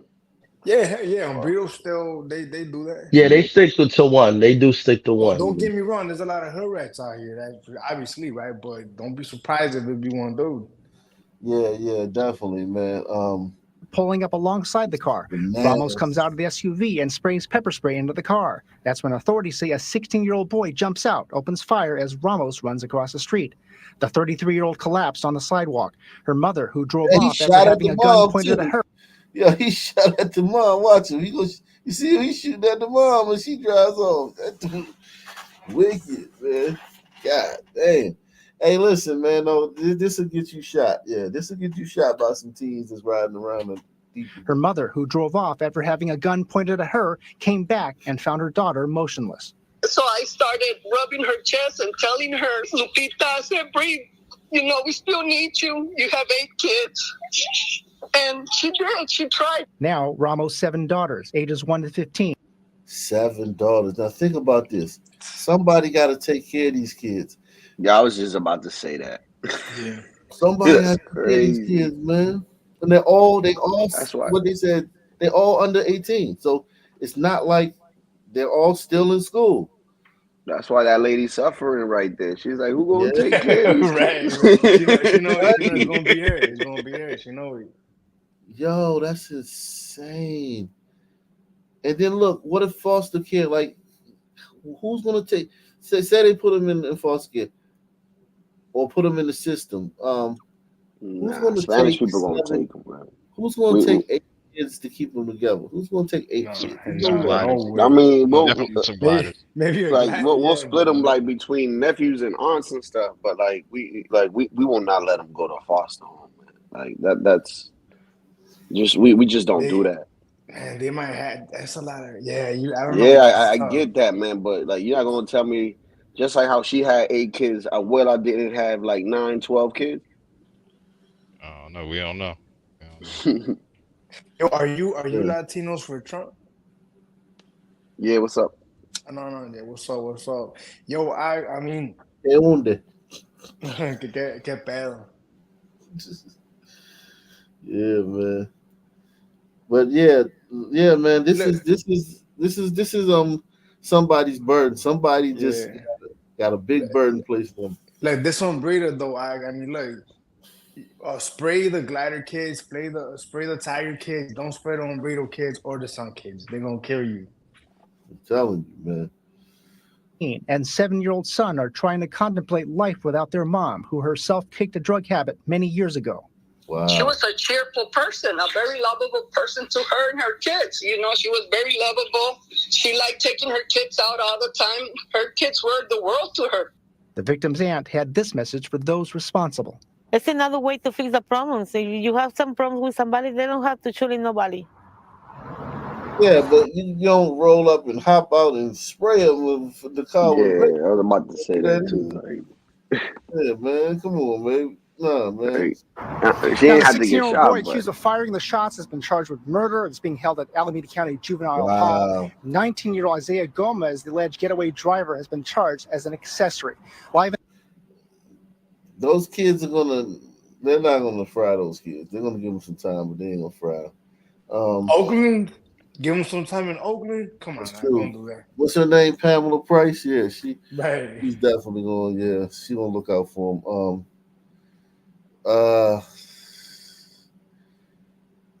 this happened in Oakland. Yeah. Yeah, Oakland. Oakland is off the chain right now, man. Yeah, I haven't been there in 9 years. Frustration in East Oakland. Neighbors taking matters into their own hands, installing street barriers to deter reckless drivers. But tonight, city workers removing those roadblocks. This is what happens when you frustrate citizens. We have been asking them for help for several months with zero response. The city has done absolutely nothing. A fed-up community demanding action from Oakland City leaders. Good evening, everyone. I'm Heather Holmes. And I'm Mike Nieback. After years of complaining about out-of-control driving, residents taking it upon themselves, placing rock-filled tires out there on the busy streets. New at 10, KTV's Joey Horta, live tonight in studio. Joey, the city not allowing those tires to stay? Nope, they took them out. City tells us they just found out about these barriers today, and they sent crews out there to remove them, calling them a safety hazard. Frustrated neighbors telling us they plan to replace what was taken down today because they can't rely on the city to solve the problem.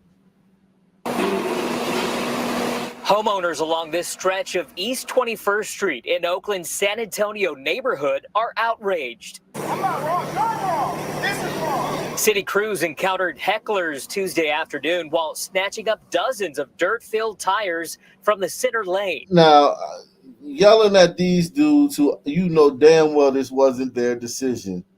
They was told to go down there by somebody from the city. Like, yelling at them, man. Come on, man. I mean, I'm with you, man, but I feel these people, man. I hate these fucking drifting motherfuckers.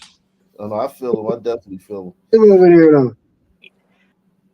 Yeah, you familiar with this neighborhood, Day?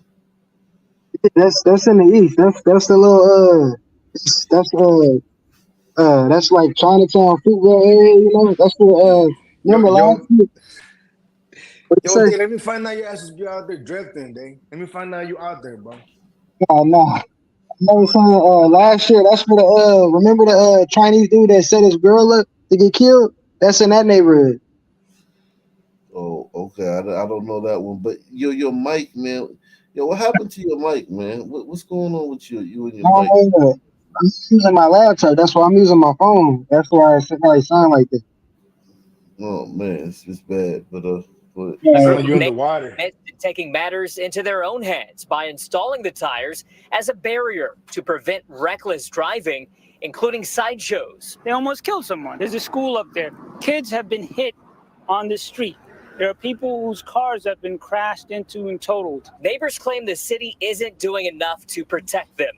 Odelson Souza says his 2-year-old son almost got hit by a speeding car on the sidewalk. Please help us. Who else do we go call? Superman? Neighbors also made 3 of their own roundabouts, reflective tape included, on nearby 18th Avenue just about 3 months ago. They illegally parked 2 vehicles in the intersection Tuesday to block city crews from taking down a roundabout. Well, we are protesting this. It feels crushing. Yes, we want the city to pay attention to our neighborhood. During our interview, Oakland police drove through the intersection several times without taking action. We are just been so disappointed with the city's inability or unwillingness to respond to clear and present danger. A spokesperson for the city tells us in part, we all want safer streets, but increasing the risk to the public by installing hazards is not the solution. The city will be promptly removing these unauthorized, dangerous installations. Enough for the performative, making everyone feel better, renaming streets after dead rap artists. Do your job. Neighbors say a reckless Hey,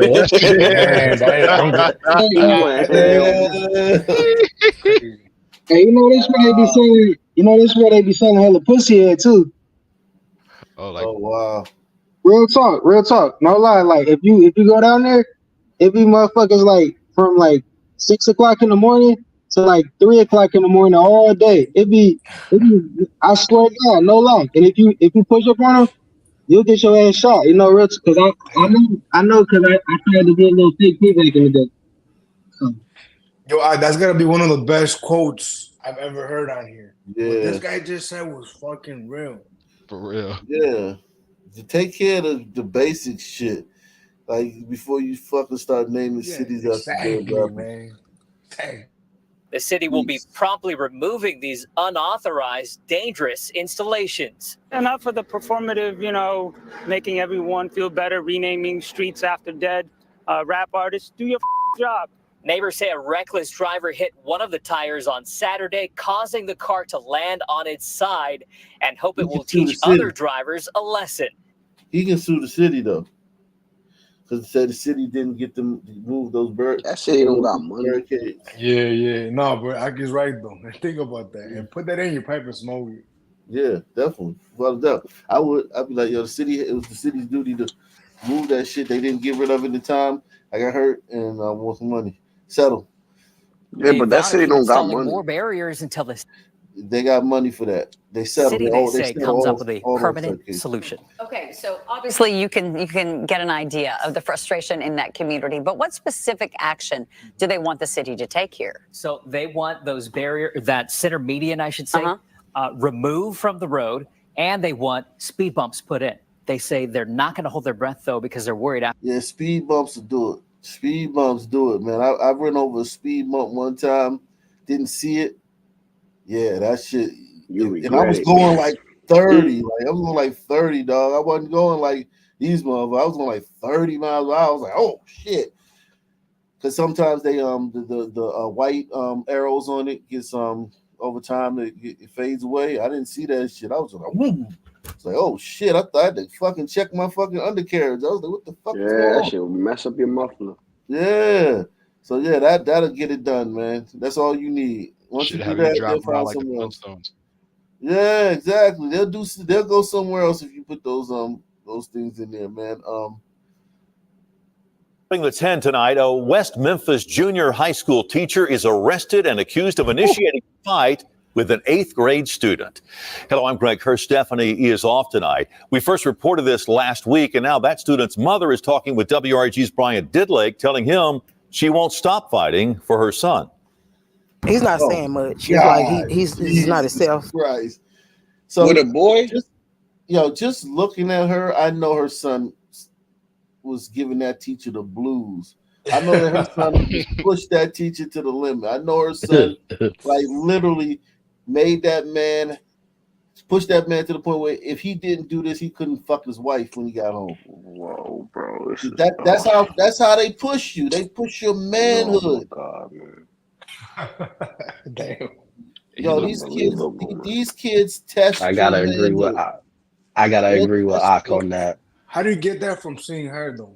I mean, I that kid is a bad kid. You could tell. I know the you look. could tell. I know the look. She probably feminized that kid, bro, like crazy, bro.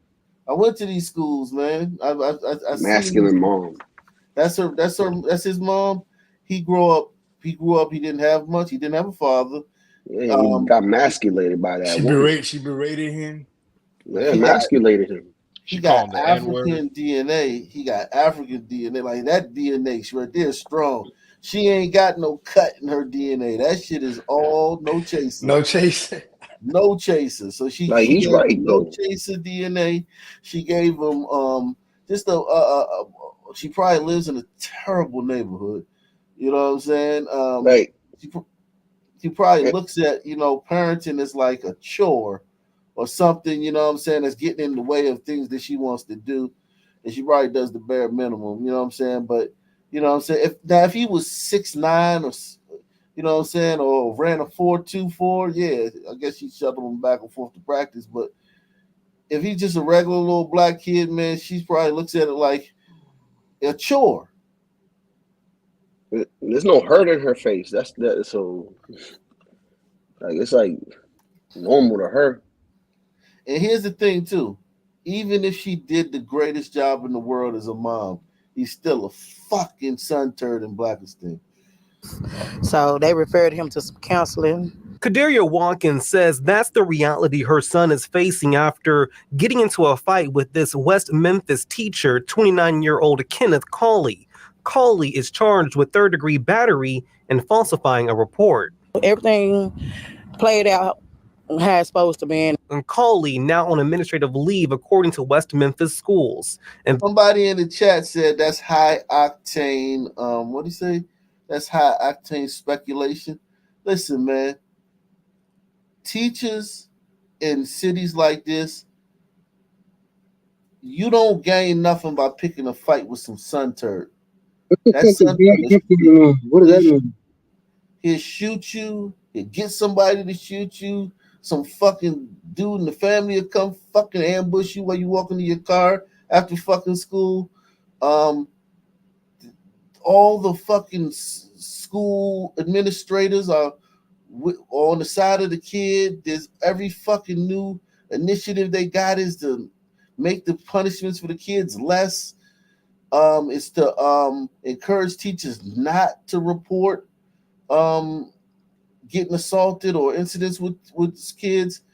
So I don't think this guy comes to school and like, yo, I just want to fight an 8th grader, just for the fuck of it, to let my nuts push to a limit.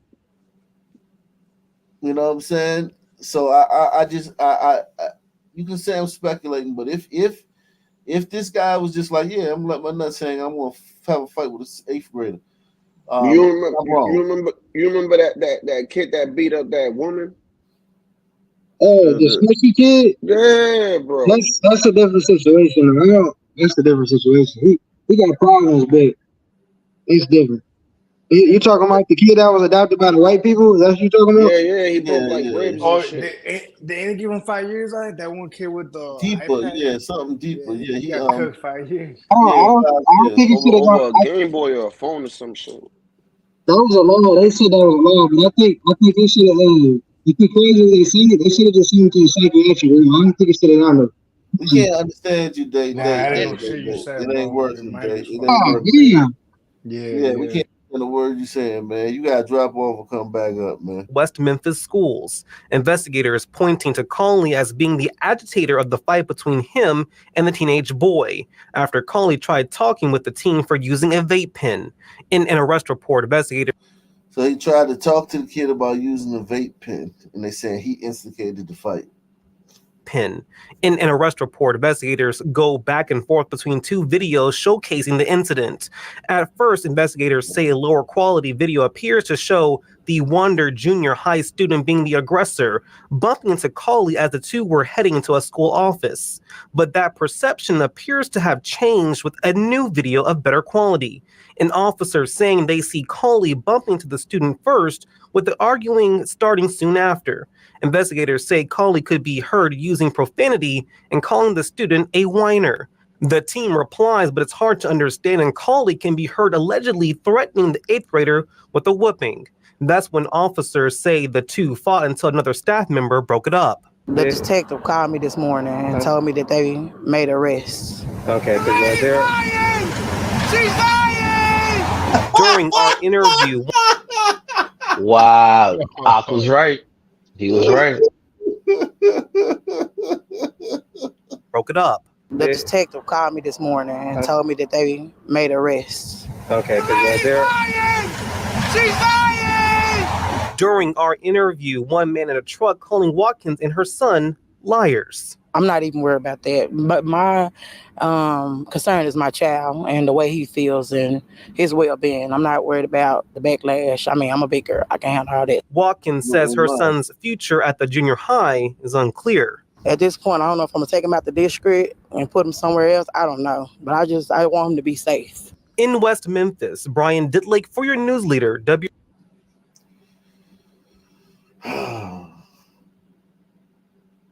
Wow. Memphis police are trying to find two women who detectives say stole a man's truck at gunpoint at the end of July. The victim telling investigators he was trying to be a good Samaritan, agreeing to give the women a ride home when the truck was taken. WREG's Jarita Patterson with the photos detectives want you to see as they work to track down two suspected thieves. There are many layers to this story. For starters, this truck was allegedly taken during a carjacking. The accused, these two women, and it's alleged the women were armed with AK-47 style rifles. But it's their style of dress one customer says she is familiar with. You know, just looking like some girls that's getting ready to go out to the club at night. I see them all the time passing through here. A man told police he agreed to give the women a ride, trying to be a hero after coming to the Superman market along Summer Avenue. Customer Maurice Bacon says this is why you can never let your guard down. Even if they're cute, beautiful, whatever it is, sometimes they're always about setting up somebody. According to police, the victim is telling two different stories. At one point, the victim said while walking out of the store, the women, who you can see only one carrying a small purse, pulled out assault rifles, kidnapping him. The victim also told police while taking the women home, he was then carjacked. Either story does not make sense to some. Absolutely not. No way. A shared sentiment from a store manager who turned over surveillance. Off camera, the manager told us the man driving bears some responsibility. You could say this story is taking sort of a detour. We spoke with a manager here at the market. He is telling us the alleged victim was in the wrong himself. Regardless, police are looking for the pair last seen in this parking lot. We found the truck parked in the driveway at the victim's home. No one answered when we knocked. This is still an open investigation with several variations of what happened, as police are looking for several suspects still on the run. For your news leader in Berkeley, Jarita Patterson, WREG. The female of the species. Hilarious. It's not adding up though. Do you feel bro. like the story's adding up? Nah, I think I know what happened. I think he tried to purchase and he ended up getting beat. Yeah, definitely. And now he felt salty, so he decided to call the police. It's like, dude, that's part of the game. I mean, where's the 8K? I don't know. I think he's reaching. He should have kept it simple. Yeah, I didn't see. Yeah, he should have kept it simple. I didn't see no purse that could fit no AK in it, but whatever, man. It's just hilarious. Let's see. Atlanta, you got shit going on. Bring the 10 tonight.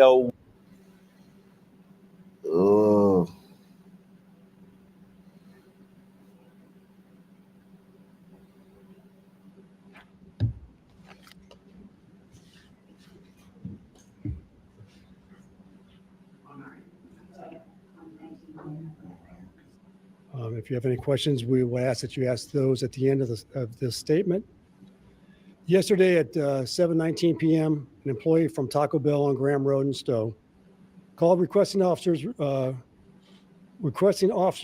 to respond to their location at the request of a female who was in a drive-through line reporting that her car had just been struck by the vehicle behind her. Officers were dispatched to respond to a private property crash. Moments later, we received several 911 calls reporting a shooting at that same location. Witnesses reported that a male in the drive-through line exited his vehicle, approached the car in front of his, and shot the driver. He then used the gun to kill himself. Whoa. Both individuals were pronounced dead at the scene. Damn. The Summit County Medical Examiner's Office was identified the victim as a victim of a homicide. Her name is Megan Kellerman. She's 25 and she's from the city of Stowe. The deceased shooter was identified as a 53-year-old male. His name is Jason Williams of Cuyahoga Falls. Brother. Detectives were able to process both vehicles earlier today and are gathering evidence that we hope may explain the motivation of the shooter. However, that is unknown at this time. We have no information to indicate that the two subjects knew one another. Witnesses told detectives that Williams began blowing his horn on his vehicle at Miss Kellerman when she pulled in front of him in the drive-through line, entering the drive-through line, excuse me. Damn.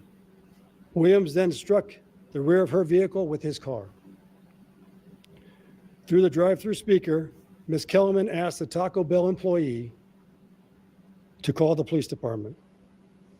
Moments later, Williams exited his vehicle and shot Miss Kellerman and then took his own life.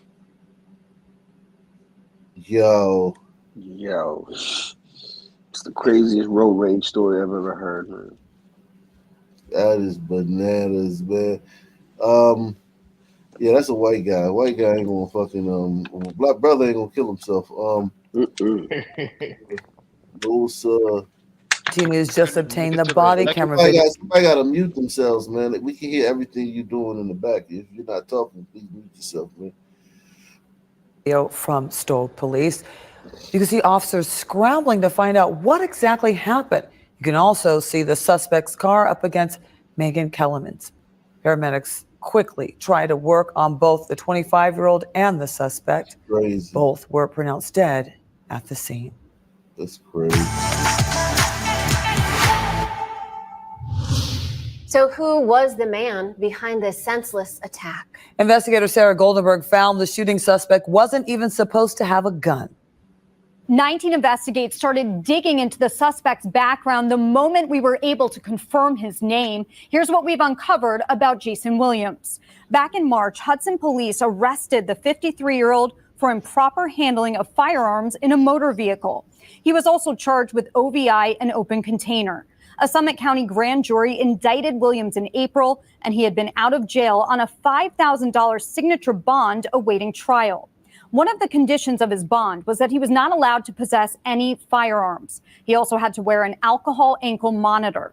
19 investigators also uncovered records that show Williams was arrested for OVI last year. And back in 1994, he was also arrested for driving under the influence and carrying a concealed weapon. He pleaded guilty in both cases. We asked. Damn, Glider went fucking 30 years without catching the charge. Shit. Was he in prison? I don't know.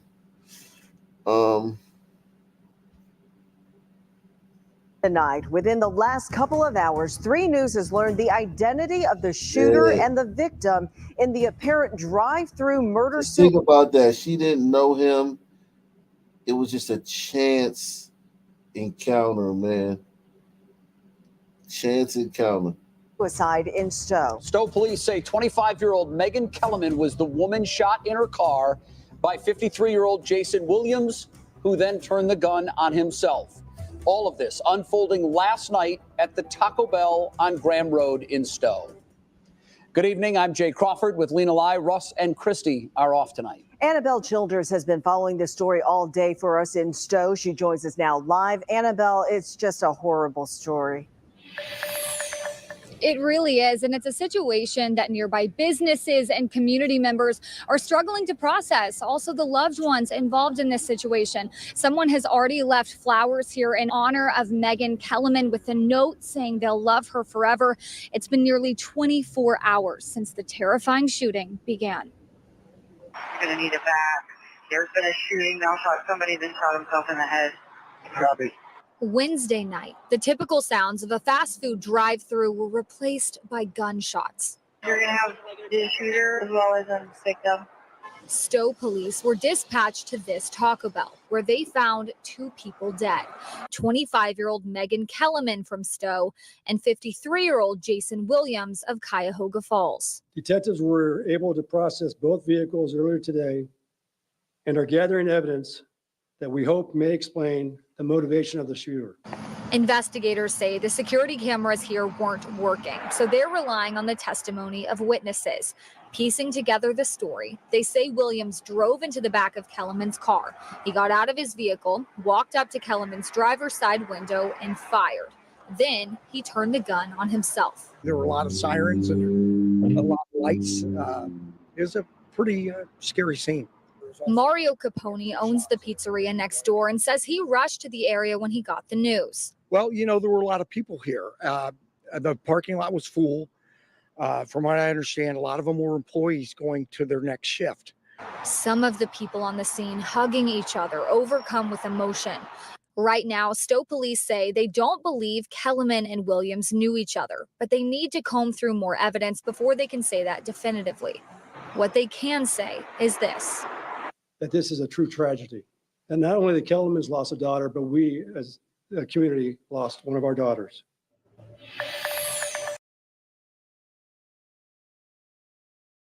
What state or town is this?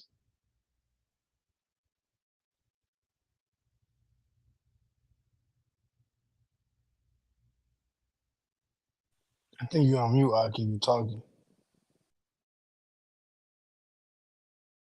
That's the suburb of Cleveland. All right. Yeah. Man, Cleveland sounds like a fucking shithole. And I'm from Chicago, so like, what does that tell you? I'm telling you, it does sound like a shithole, man. Every time we go there, it's I wonder how many people live in Cleveland because they got a lot of fucking crime, man. And it's a city that you rarely talk about, like with the big boys, but Right. They don't even, like in the right. Midwestern Conference, they're like 6th or 7th in the Midwestern Conference and shit. That's they crazy. But they like even Columbus seems like it's worse than Cleveland, but yeah. Scene at 15th Street and Snyder Avenue. Now, a brazen shooting in South Philadelphia. The victim killed execution style while picking up a pizza. That's according to police sources. Now the search is on for the shooters who got away. This is the 10 o'clock news. I'm Sheba Russell. And I'm Dawn Timoney. Police are offering a reward to catch the suspects who fired 40 gunshots. Our Steve Keeley live at the scene at 15th Street and Snyder Avenue with the details. Steve. Well, that's a prominent address South Philadelphians certainly know. This is where the Melrose Diner stood for decades. And so this is the corner where that was. And sources tell us that this victim was on his mountain bike coming up 15th Street towards Snyder with his pizza, made the left turn onto Snyder Avenue. Right where you see those blue recycling bins there on the sidewalk, that's the parking spot where the 3 killers were in that parked car. As soon as they saw him, they got out and began firing as he biked toward them. Clearly, this particular victim appears to have been targeted, shot execution style, because the shooters are seen on camera standing over the victim's body after he's shot and falls to the ground, and they're still standing over him, shooting him multiple times. You see 3 males get out of a dark or black colored sedan, possibly a Nissan. These 3 males get out as our victim was riding his bicycle. When the victim falls off his bike and falls onto the street, the 3 shooters are seen standing over him and continuing firing shots. 40 shots were fired. Well, they didn't just find those shells and bullets and fragments here on the street. They also found loads of surveillance, including one surveillance camera that captured the entire killing, plus a SEPTA bus happened to be here at that exact moment. They have dash cams pointing out, and they have external cameras pointing out, and they believe the SEPTA bus video also captured this killing. And so we have now 3 execution-style murders of 3 Philadelphians in just the past 4 weeks. It started with that 3 executions. I didn't know Philly was that bad. What? Oh yeah. Philly's worse than even what you imagine. It's worse. Philly's the worst one. They're I like thought St. Cincinnati. Louis took the cake. Nah, man. Philly, the worst one since 2020, man. Yeah, it's like Philly, Philly, Yeah, Memphis, New everything just started Orleans. going downhill. Yeah, man. Philly's It was bad. always bad though. He said Always. 40 shots. Jesus Christ, what this Philly, man do to you? right? Philly's been breaking records. I don't know if you know that, but I Yeah. don't know how long you've been God, watching this show, but Philly's been breaking records year after year in homicides. it's the waste of ammo. Nah, he bought it. He gonna use it. No, they ain't waiting for Damn, ammo. nigga. They made sure he was dead, Shit. man. Yeah, I don't know if it was a Like, waste, man. what? They did what they did. Yeah, God. they made sure he was dead. And that's what happened at that gas station in Chicago the other day, man. Man, they erased that man's Yeah, face. that's crazy. That video was crazy. Yeah. It's a I couldn't closed even casket show that. right there. I think he was a rapper. They said, obviously. Oh, They okay. always a rapper, man. That's, Yeah. that's what the news always say, bro. What was his name? He was from. I'll send you. I think he was from out Okay. west called Ghost Mob or some shit. Oh, okay. Yeah, they ghosted his ass. If you wanted to put it on YouTube, I think it's called Ghost Mob, and Okay. they're rapping. But if you heard one, you heard them all. To be honest. Yeah. Wow. And police now say a young crew of migrants is largely behind the surge in crime in Central Park. In fact, one of the suspects, just 11 years old. Fox 5's Stephanie Bertini has been on the story all day. And Steph, we're wondering what the very latest is on this.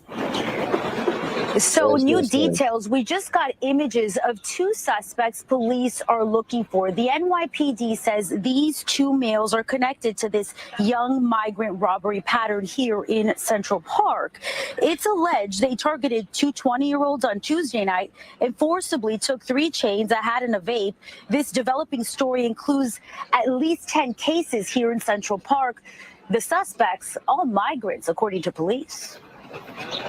By the entrance of Central Park at 59th and 7th, a visual police presence. It is surprising to see a lot of police. I feel like, I don't know, a police presence mostly makes me feel safe. In this video released to Fox 5 News by the NYPD, you see a group of young males believed to be migrants allegedly on their way to You know, that's a terrifying sight. If you smart enough to know, the only way that's not terrifying if you just a goofy ass that don't understand what's really going on. You better be packing.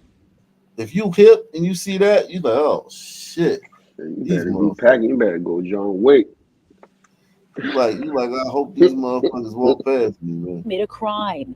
The NYPD says a current young migrant robbery pattern is a driving force behind the increased boots on the ground here. Until we fix this, we'll be out there. NYPD Chief of Patrol John Schell says at least 10 cases are connected to young migrant suspects who he says are concentrating on the southern part of the park. Detectives say the suspects are working in groups of up to 12, targeting victims for whatever they can get. And they're young kids, including an 11-year-old just arrested in a different crime yesterday, connected to all this by credit cards. When he was arrested yesterday, was on video using credit cards that were taken from the robberies in Central Park. Fox 5 here yesterday watching dozens of cops converge on Central Park in response to the recent robberies. But today, not everyone seems to be aware of the increased police presence. Did you notice more cops today? We actually didn't. I haven't noticed any. No, just walked into the park right now. The park is a large area. Those who work here understand the need to keep it safe. Pedicab operator Kenny Winter is on alert. You can arrest them all you want, but if you're not going to prosecute them, what's the point? He welcomes the police presence, but thinks more needs to be done to curb the robberies and crime overall. We've reported NYPD statistics show an increase in crime in the park overall, with a 200% increase in robberies specifically this year so far compared to last. These two young women are both 20, the same age as some of the recent victims we reported on as we're covering this young migrant robbery pattern. I feel like, I don't know, a police presence mostly makes me feel safe. And hearing that they're young people that are doing this, is that surprising to you at all? It is, honestly. I wouldn't expect that. Officials stressing Central Park is one of the most iconic locations in the world, and this will not be tolerated. Now, when it comes to those robbery stats, police say earlier in the year it was local robbers. The cops telling us they cleaned that problem up, and now it's this young migrant robbery pattern they're working. Back to you inside. Wow. man. Salute. Hold it down for me, man. I'll be right back, man. Yeah, you can leave it. You can leave that picture right there. Mm-hmm. Yeah. Yo, Picture with the redhead. Latino, Latino Yeah, super man. Trump. I'll take Where all you three. in? That's cool. Yeah, yeah. Huh? Yo, Ah, Me? yeah, I'm in yeah. yeah. Massachusetts. The one in the Oh, black. oh, you're in Ooh. East Coast. Yeah, in the east. Oh, okay, so you're what kind of burrito are you? What happened? You're an What kind of burrito, right? burrito are you? Oh, I'm Dominican. I was born in Puerto Rico. My parents are Dominican. Oh, okay. Are you like I'm gonna be blunt. Are you like a sun burrito He, or he, he a got some burrito? sun in him. He's a Dominican. He Yeah, got some yeah, sun in yeah. him. But what I guess what I'm asking is like, are you on the darker side? Are you lighter? If I'll you don't show mind me you. asking. That's Oh, me. okay, okay. What would Yeah, you say? my father's on the darker side, just like the host. And my Told you. mom is my skin color.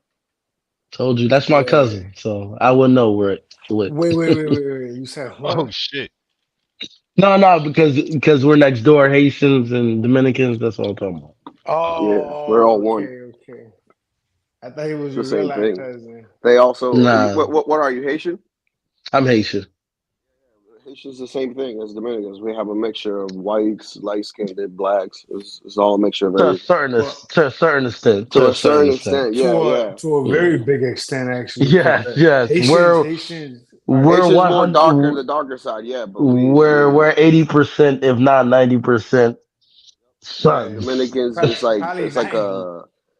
Yeah. it varies from like I don't know, like maybe Yeah. 20% light skinned and then like caramel complexion and The then dark skin. Dom- Dominicans Dominican, are 50% sun, 50% right? glider. Exactly. Yeah, Yeah. Period. Dominicans look more burrito-ish. You know what I'm trying to say?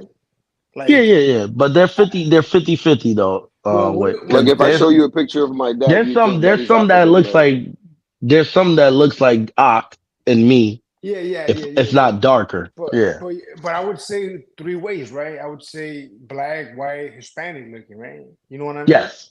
So like Yes. three ways more Hmm. than anything. But that's what's up. How'd you come across Agnation, bro? I'm just going through the lives, Yeah. and I saw him. I'm usually at Critical Truth. I don't know if you ever heard of his Yes, fight. you're talking about CT, right? I think Yeah. see I'm you, right? always on there.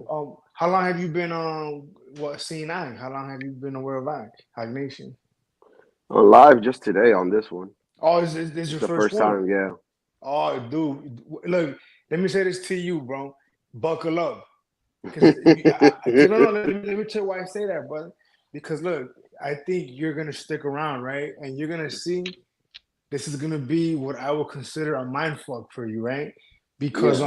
it's kind of unplugging from the matrix, right? Here, what I does and what the panel does and what the chat what I does, it's fucking raw, dude. Like it's like kind of like it's like a hangover. You know, everything that it's like unfucking your mind, dude, because I'm sure you're aware of what's going on as far as crime is concerned. Like, let me put it this way to you, bro. I covers crime, right? Crime, period. You would think I covers black crime, though, because No, no it's all surprises. type of crimes. I'm noticing that, and that's No. awesome. No, hold on. Let me finish the thought real quick. If he covers all crime, right? However, the ones committing the majority of crime, bro, is some people, black people, right? So you would think he's only covering black crime. He's not doing that. He's covering crime. Period. Do you get what I'm Hmm. getting at? Yeah. Crime So has no bounds. well, put it like this, man. Buckle up, man. Thank you guys for having me here, man. I appreciate it. No, man, we're happy to have you here, man. Spread the word, man. I Thanks. Nation, I Nation or no nation, bro. You said you said you're from the East Coast. What part of the East Coast? Massachusetts. I lived in Uh, Boston all my life, and Beantown. then yeah, I just moved to the South Shore of Boston, so out the city. Is there like a lot of? Is it like diverse? Is it white people there? Here, yeah, where I'm from, there's the next town over. There's a whole bunch of Haitians, and then the town that I live in, it's a mixture of white, Brazilian, How's crime and where you're at? yeah, but it's calm though. It's not like it was where it was 2 years ago. It was literally a shootout every like 5 days. Damn. Yeah. We're not Who So that now where bad. I'm at, it's When peace. Like the who was schools are shooting? awesome. My kids, like I love it, Who was shooting up the block every 5 days? man. um, yeah, the Morenos, man. See, oh, I like the honesty, but you sound kind of uncomfortable saying that though. Yeah, I mean, because I was raised around them too. I mean, don't get me wrong. Like we did our damage too, but Yeah, like no doubt. Honduras do it too. but it's always our excuse is because of like if somebody owes us money or something. It's never because of somebody said something. It's always because something is always owed. Like you know what I mean? Yeah. Yeah, So yeah. so why were It's the some principle. people? So why do you think that some people were shooting each other? I don't know. Stupid shit. Sometimes it's just to me it's the dumbest thing, dude. Like you could live right 5 minutes right across the street and it's a different town, and that would be Yeah. the only reason for them just to hate each other. And Um. that to me is just dumb. Well, we do that too, though. To be fair, though, burritos Yeah, we yeah, yeah. abuse that. We do to an extent, but it's like I said, like over here it's different. Over here, like Yeah. for the Spanish people, it has to be something that is owed or something. Like it's just not. You know what I Yeah. mean? No, I got you. Like if you Yo, do it's something bad cracking. to a cousin or something, Yo. like it's payback, of course. But like Yeah. or a Yo, family yo, member or something like that. yo, Javion, my guy here, he didn't know Philly was fucked up. What? I knew Philly What? was fucked up, but not like that, Nigga, man. Javion's Shit. from Philly. This I, man, he's from nigga, Philly. I just got my car broken into last night, nigga. Damn. Good. Are you for real? Nah, I'm dead ass, bro. What they Mad got as you? fuck. What they You take? drop a Nah, Hellcat? I ain't got no Fucking fucking war zone, Hellcat. man. Cause Nah, it wasn't nothing in there, so I'm good. yeah, my wife's mom lives right across the border from Philadelphia. She works in Philadelphia, so that's why I What's say that. But well, like she only works there. like She lives in Delco? Blackwood, New Jersey. So she Oh, drives all into right, yeah, that's Philadelphia. right Yeah, yeah. there. Yeah, a lot of Right people from across the Philly. bridge, yeah. Yeah, a lot of people from Philly move over there and shit. So I went to shit. Oh What'd yeah, you that say? shit went to shit. Just Oh like yeah. just like Willenboro, just like Oh yeah. Willenboro Oh and other god. places. There So goes the I neighborhood. already know. Yeah, I know those areas. Yikes. I just wanted to say, I'm around all three of these right here. Yeah. All these, No pull out. No pull out. yeah, definitely not, bro. But At dog, all. Yeah, the redhead in the black dress. bro, the stats tell you, bro. The stats, you don't even have to be there. The stats tell you Philly is Yeah. fucked up, man. You could eyeball it. You could eyeball The, Philly the, and know that it's the, fucked the up. hot ones be them Spanish weather ladies, bro. Oh Lord. Oh yeah, Atlanta. Yeah, nah, but these three right here though, no lie. But yeah, man, I does a fucking hell of a job, man. You're gonna see, bro, if you're able to stomach it, because it's tough, man. This ain't for the weak, the faint of heart. You know what I mean? And I'm not trying to be like dramatic or exaggerate, bro, but I'm telling you right now, like we all know that what the mainstream media is doing is bullshit, but you have no idea, bro, that it's worse than you think, bro. You know what I mean? And but you'll see, man, and it's worse than you think. Put it that way, bro. Yeah, man. This just being in this environment, it's like you never know when something's gonna happen, man. Yeah. And just that alone just fucks with you, man. Yeah. I was talking about that yesterday. Yo, let me throw this at you, bro. What is the solution to this crime problem we're having? What is a solution that you could come up with? Latino for Trump. Oof, that's a hard one, man. I'll answer it for you. There is no solution. No, there isn't, man. But like I was gonna say, they always throw money at the problem, and throwing Yeah. money at a problem So doesn't fix anything.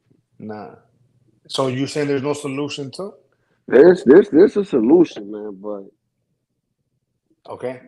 But I don't know, man. Like it's tough because how you divide and who you say is bad and what, you know what I mean? And like, I mean, we were good when Trump was president too, because like people were actually being prosecuted and stayed in prison, and now it's just Where like people, when Trump was president, Chicago, they yeah, were still letting these clowns out. They were not getting prosecuted when Trump was president. We had Kim Fox here, bro. I'm not sure if you're familiar. Trump didn't have nothing to do with her letting yeah, all I know these most of them clowns out. people are Democrats. Yeah, yeah, no, for sure. Chicago was a Democratic shithole.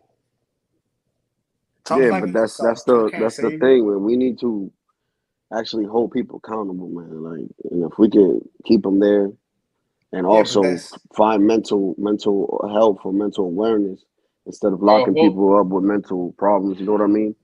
Get yeah, help for holding, those people. Bring back the mental asylums. but when these people get held accountable, though, yeah, it's the racist. problem is they have an excuse, and it's called racism. They Right. have an excuse for you They not shouldn't. to put pressure on them, even though they actually are committing these crimes Right. disproportionately. They That's a still lame. consider being racist. I understand what you're saying, but that's a lame excuse, and we gotta go back to the basics. We're all adults, and we all have to Mm. deal the hand that is dealt, man. Yeah, you gotta make better choices and like yeah. But Yeah, man. Because like, don't get me wrong, I wasn't, man. I grew up in the hood, man, so I wasn't perfect and everything, you know, right. nickel and dime bagging and all that shit, man. And I've been caught a couple times, and I did my little time, but it is what it is, man. I'm not bitter or mad about nobody. That's my decisions that I made in life. You don't blame the white people for that? No, man. Why in the fuck would I bring anyone? Excuse my language, but why would I blame anybody? I made my choice. That's how my father taught me. My father always said, "Don't do none of this stuff." And the moment that I got caught up, and he said, and he came at me, it's like, "Yo, you see, I told you not to do it. Now you're gonna have to pay the bid." Right. And that opened up my mind because it's like, damn. At first, I was just like, he lying, he lying, he gonna have my back. That's my dad. Like, what father would not have his father? You know what I mean? But then Right. when shit hit the fan, I was like, shit, man. He was telling me, he was warning me. Right. And that's another thing too. Like back then in the hood, you had older people to guide you, man. Nowadays, it's just no guidance. Yeah, yeah. You going throwback or what? Wait, hold on. I gotta ask this. I don't know his name, but I guess Rito. Latino for Trump. Oh, Latino for Trump. All right, what's up, bro? I just I want to ask you two things. One, what do you think is the main reason why black people uh are basically subhuman, commit the most crimes, stuff like that? I What think you it. think the main reason is? I think that might have taken part when the civil rights thing was signed. Not civil rights, but the what is it, like all the social help that separated the father from the home. Because So you, if you yeah. see, listen, if you see the not the Asian community, but if you see the Indian community, they have arranged marriages, and what you see is that these marriages last for a lifetime, and these kids are doctors. They become successful when they're here in this country, and they prosper. And the Yeah. one thing that you notice is that they have their fathers. It's the same thing with the Asians. The same thing with Mm. like 60% of whites. The same thing with like at least 50, I believe it's 54% of Latinos, and so on. If you look at the statistic, the lowest is the blacks that have less marriage, more kids with multiple partners, and that's destructive. And you think That's just civil my rights belief. did that? You think the civil So rights bill did that? so free food and affordable housing. Are you Not saying not that's free that's food, not free food and affordable housing, but he the he he that's what welfare, he, that paying that paying he's paying he the father continue. not to be in the home. That's So Mm. destructive. you're on a path, hold but the on difference. hold on Hold on, Mark. hold on. All right, The go ahead, difference. bro. The difference is you said the Asians, Patels. The reason why is it's just this DNA, man. I just you But just look, not getting it.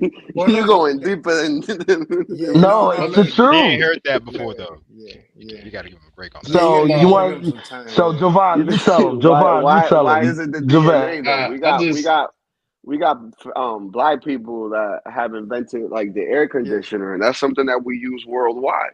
yeah. The I Southern mean, not the invented air the conditioner, the mobile air conditioner. yeah. Yeah, No, but because They we also got to be invented the correct. holster. doesn't make the that's rule. You Did you know. know that black folks invented the gun holster? Latino And holster. oh also, black people invented the ice cream scooper too. You serious? the Yeah, that is. I saw it on Yeah, YouTube. but I we gotta mean, the give white man him. did it, so We I'm gotta just take it gonna easy take the on him as white far as man word, DNA. bro. As White far as man word is DNA though, we bond. gotta take it easy on him because we gotta ease him into he's gotta see for himself. I You gotta mean, see for black men yourself. The only also thing the invented white man air. invented was the patent office.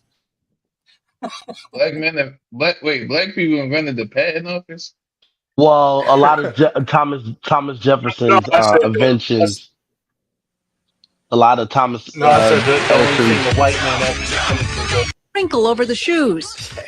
It's called was the sagging, wearing patent pants that office. sag around the hips, sink yeah, I between the never legs, understood and that. crinkle over the shoes. Black kids, white kids, all kinds of kids are doing it. Ask where the style originates, you'll get a lot of answers. Prison. Some say it comes from California surfers and skateboarders. Others say the sag is inspired by that behind bars look from jail where prisoners aren't allowed to wear belts. Still others point to rappers and hip-hop style. I like the rhyme. I like my beats funky. I'm spunky. Kids not only disagree on where My the mom style love comes that shit. from, but disagree about whether the sag is very cool or very uncool. Why must you wear your pants below your bottom? It's stupid. And they say they get it from jail, which I guess that's where they want to go or where they want to be. The boys want to wear saggy pants, and just let them wear it. So it doesn't saggy bother. pants, are they sexy? Are they sexy? I never thought of it like that. It depends who wears it because some boys with saggy pants do look sexy. I don't sag all my jeans, like certain pair that I know too small, I sag. So it's the crinkle as opposed to the crotch hanging way down. Yeah. That's my point, the crinkle, not the crotch. Can they be too saggy? What? Could there be somebody who's just gone overboard, or is just the bigger the better? It can't be This is not a living in color. My underwear ain't showing. But how do you know? You guys might all be wearing this next week. At least one school in the country thinks this latest fashion is decidedly uncool. Officials at West Potomac High School in Fairfax County, Virginia, are forming a committee to discuss the possibility of a new dress code that would ban the sag. Some are concerned weapons could be hidden in those baggy clothes. I haven't seen a weapon problem. If people want to bring a weapon, they can bring it. I mean, it's not baggy pants aren't going to stop them. We know that teachers don't like it, and we know because it's not perfect looking, and it's just really comfortable. And it's definitely a rebellion thing, I think. The focus should be on the education, better education. Oh, man, I that's mean, true. getting better programs, everything. I mean, I don't People think gotta make it this is political. it's absurd. Fairfax County school officials have been feeling the heat on this issue since it became page one news in the Washington Post. I had about 15 press calls in one day, to my surprise, not only from New York, but from Tokyo TV, from Midwestern talk shows. Well, I think this is sort of a tempest in a teapot, and I think that if they were just to leave the kids alone, the kids would tire of this. A marketing expert. How many 30 years? years later. 30 years later, they still haven't died. But y'all was speaking of black. Well, wait a minute. Now they wearing jeggings. No, they tighter now though. Oh no, that's a black invention though. Super tight jeggings. but still wear it under the. Yeah, the skinnies with the man. I done seen some. I ain't even gonna say it 'cause it was mad sus, bro. These niggas. I'm gonna just say sagging with tight ass pants. For real. That's shit crazy. No man should be wearing that shit. Yeah, these niggas is printing. They printing like a goddamn like. 29-year-old George Wise and his 11-year-old son moved into the Gardenville section of Northeast Baltimore about 3 months ago. Wise, who works as a mechanic, bought a house here. It was here he hoped to make a home for his child.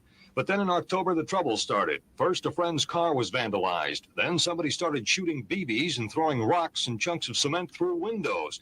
At least 4 windows have been broken out, including the glass was a plate on the gentler front time. door. There was also a cross-burning incident on the front lawn.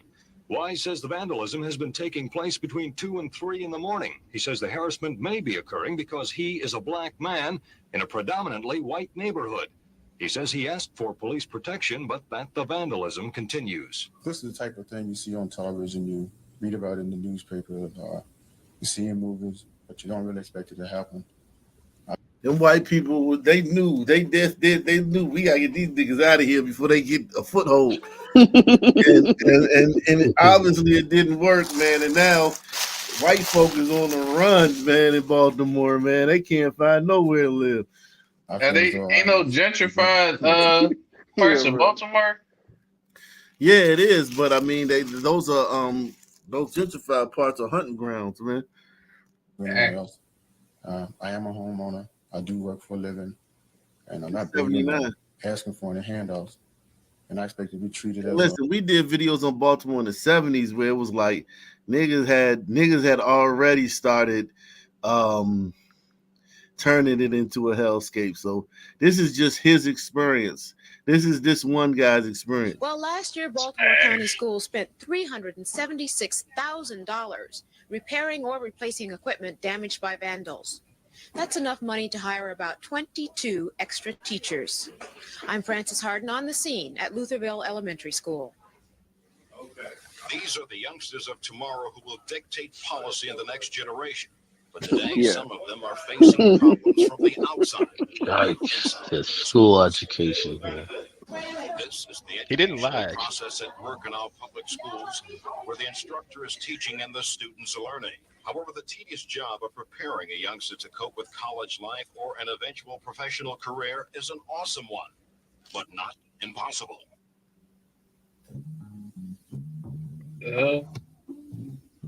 Of course, he's glad he's swimming. Yo, these are white kids in the public school. This is like probably the last group of white kids that were in these public schools. White schools are minorities. Getting terrorized. The minorities. They tried to show him in the pool, acting like it was all good. But a frightening flashback to others. He didn't go to the school. He walked right into school and stabbed me. Yeah, right. That's the real shit. That's the real shit right here. Not jumping in the pool and shit. For some, but a frightening flashback to others. He didn't even go to the school. He walked right into school and stabbed me.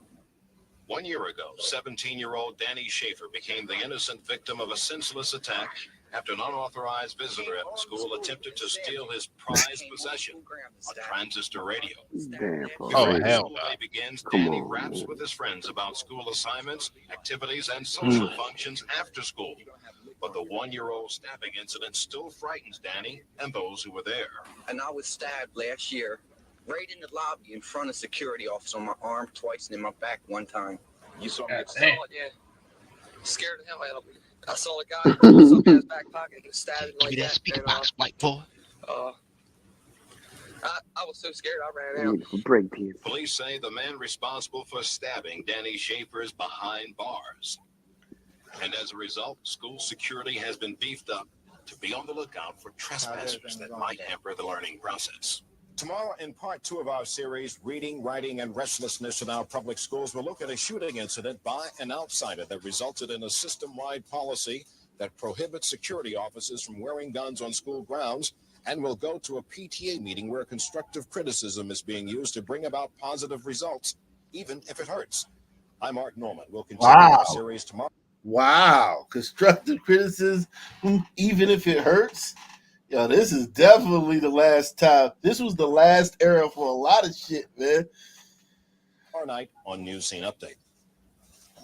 That's Jeanette Jones standing in her doorway.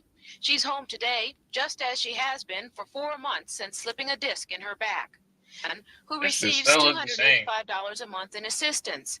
She says the welfare office says the total of $356 a month is enough for the two of them. But she says it's not enough to buy fuel oil. I don't have any right now. Not at all. I'm trying to wish I could get some because I don't have a bed. I'm burning my stove trying to get some heating house. Is the stove gas? Yes, it is. What about the gas bills then? It's very high. It just went down last week and put $20 on it, trying to hold my gas, keep them from cutting it off. If this fuel were cut off, Jeanette Jones would not be able to cook. And cooking brings in some spare change. This is the menu from a $2.75 a plate dinner she cooked last week. Jeanette Jones says she hopes her back problems will clear up and she can return to work.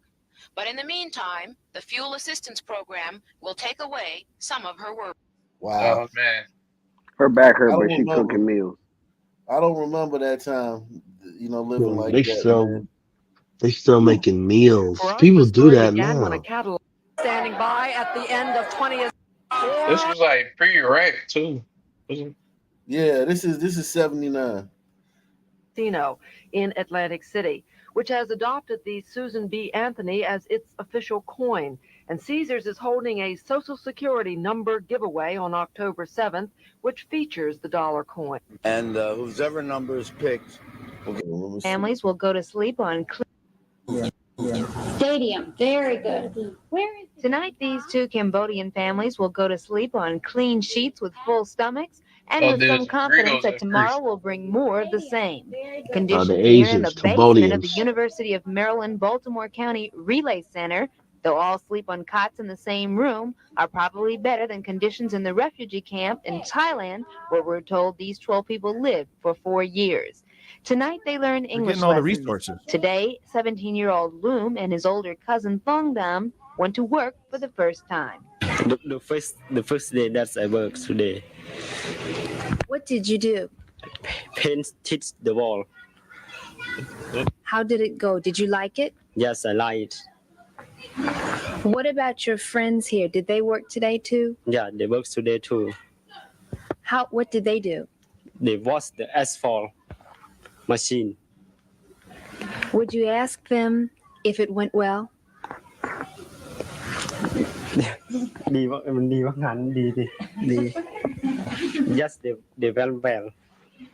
Howard Eichmiller of the Indochina Center could tell us little about these families except that at one point they worked for the U.S. government. He says in the next few weeks he expects another 10 to 15 Indochinese families will also come to Baltimore. In the meantime, he's looking for churches or organizations to provide housing. You gliders been doing this shit. Yo, I guarantee you, none of them Asians live there no more. Yo, man. Is this the Juice Crew fuck or I don't know? It's like this DNA, man. Jobs and education for these people. The government provides up to $250 per person for resettlement. That doesn't go very far. No sponsorship involves possibly financial commitment. And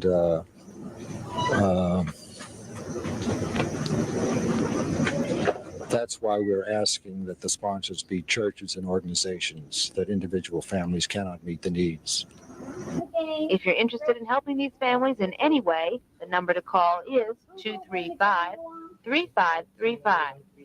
Joyce Jefferson, Channel 2 News. Bro, all the refugees been sliding over here, dog.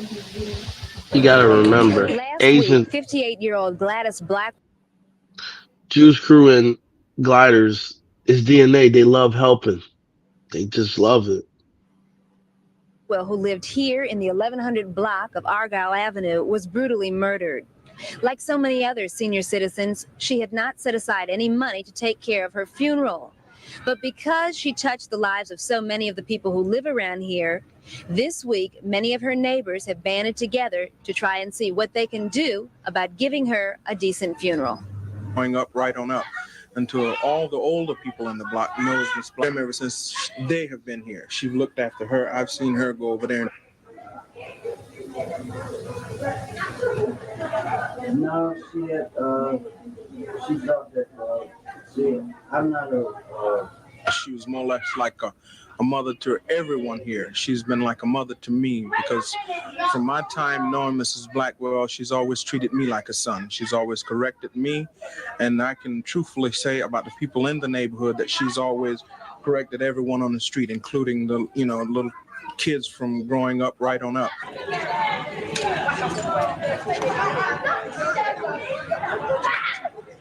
She was a nice lady. She gives people stuff. She usually stopped fights. She just kind of nice and My daughter 3, and she speaks better than that like kid. her a lot. Like one time she gave me a necklace and a ring. I used to wash her stuff. When I get through washing the stuff, she used to give me $2 or $1 or $3. And she used to let me play her organ. There are people who go on and disappear like this. And nobody really give them any recognition for the simple reason because they're not a political figure or someone that's in the limelight all the time. But there's someone that's, like an unsung daughter or an unsung son. This is what type of woman she was. And she do need the recognition. She do need to be put away somewhere decent. Care of this, but she didn't. No, she had, she thought that, see, I'm not a...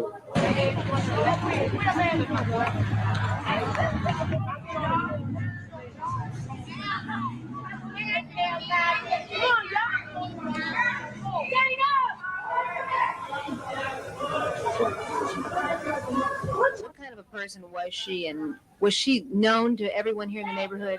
She was known to everyone here in this block. She was more or less like a mother to everyone here. She's been like a mother to me because from my time knowing Mrs. Blackwell, she's always treated me like a son. She's always corrected me. And I can truthfully say about the people in the neighborhood that she's always corrected everyone on the street, including the, little kids from growing She was up like right the on matriarch. up until all the older people.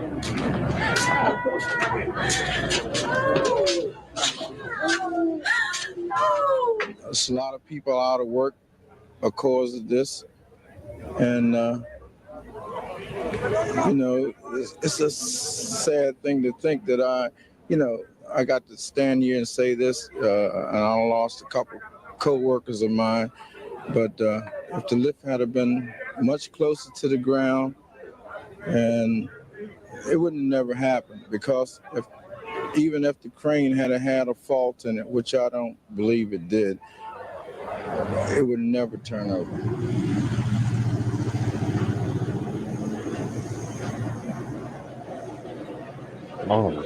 So now they call BP. I notice you have an odd number plate, and today's an even number day. Do you have an exemption to get? Yo, black folk looked a mess back in 1979. Yo, I was gonna say it, but I'm so glad niggas ain't. Hey, I'm glad I'm born. I'm glad I'm born in a time because these niggas was rocking these nappy ass froze, no lineup. No lineup. Not one person got a lineup. Not one person. It looked like Philly and shit, like on steroids and shit. Everybody looked like the Jeffersons. Like they as far as the girls. Like they got job interviews and they actually dressed up. Oh, come on, man. We got some of the sharpest barbers here, man. Yeah. I said as far as the girl, I said the girls look like Philly on steroids, but yo, that one little girl had them yo. Oh my God. Man, my 3-year-old speak better than that girl, man. This raid resulted in the arrest of 21 suspects and the seizure of suspected heroin, cocaine, marijuana, currency, weapons, including a sawed-off shotgun. The Murphy Homes housing project was #1 on the city's narcotic task force hit list. They had been staking out the high-rise in search of drug dealings, which paid off with this morning's drug bust.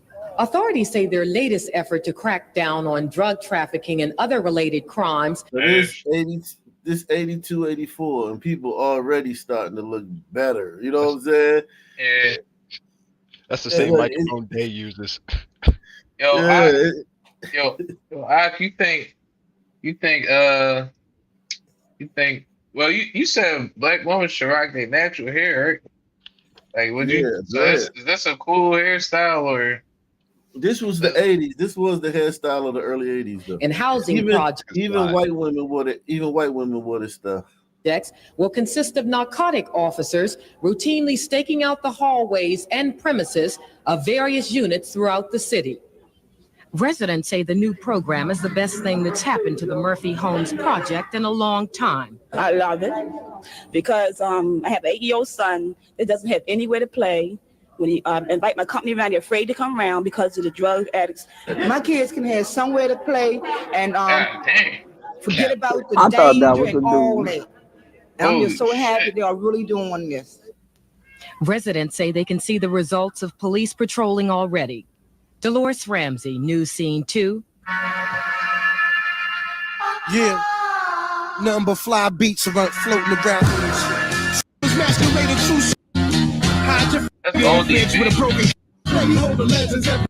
A man who came out shooting, wounding Agent Black in the left thigh. He charged through the door and outside where he fired at Officer James Clark, wounding him in the right chest. Black, despite his injury, and his partner followed firing at the fleeing suspect, and though they think they hit him, he got away. This is a composite sketch of the suspect, who's described as being about 6 feet tall and very thin. Distinguishing features, a lazy right eye and pockmarks around the nose and mouth. Police officers throughout the city have been provided with a description of the suspect. They've been advised that he may be wounded, and they're checking all doctors' offices and hospitals within their working area on a very routine, periodic basis to see if this individual may seek medical treatment. None of the people who live in this building will talk with us on camera for fear of retribution. But one man, a friend of the woman who was robbed in the elevator last night, says she believes her life was saved by the police presence. She told him the suspect held a gun at her head until he heard the police radio as the elevator approached the first floor. Meanwhile, a community organization in another part of the city, Irvington, is offering a $1,000 reward for information leading to the arrest and conviction of the suspect. Don't like seeing our police officers shot down, particularly when they're doing their job. They lay their lives on the line every day when they're doing their job, which is to protect us. And I think it's important, and we want the wounded officers and also all our Baltimore City police officers to know that the community does, in fact, support them, and we're in their corner 100%. Anyone with information about these shootings should call the city homicide department at 396-2721. Joyce Jefferson, News Scene 2. Indianapolis Police Department has 101 members. Yeah, man. That's the blast from the past. Shout out to Robert Kelly, man. Robert Kelly in the building, man. Robert Kelly. Shout out to my man Mad Peace. He said, salute, Doc Nation. I'm on a run right now. I'm just stopping by for a second to drop a $5 challenge. Good to hear Wicked in the house. Chi-Town. Yeah, man. Shout out to Mad Peace, Doc Nation Hall of Famer. And on that note, man, same black channel. Out of here. Peace out. I'll let you. Night, everybody. Peace.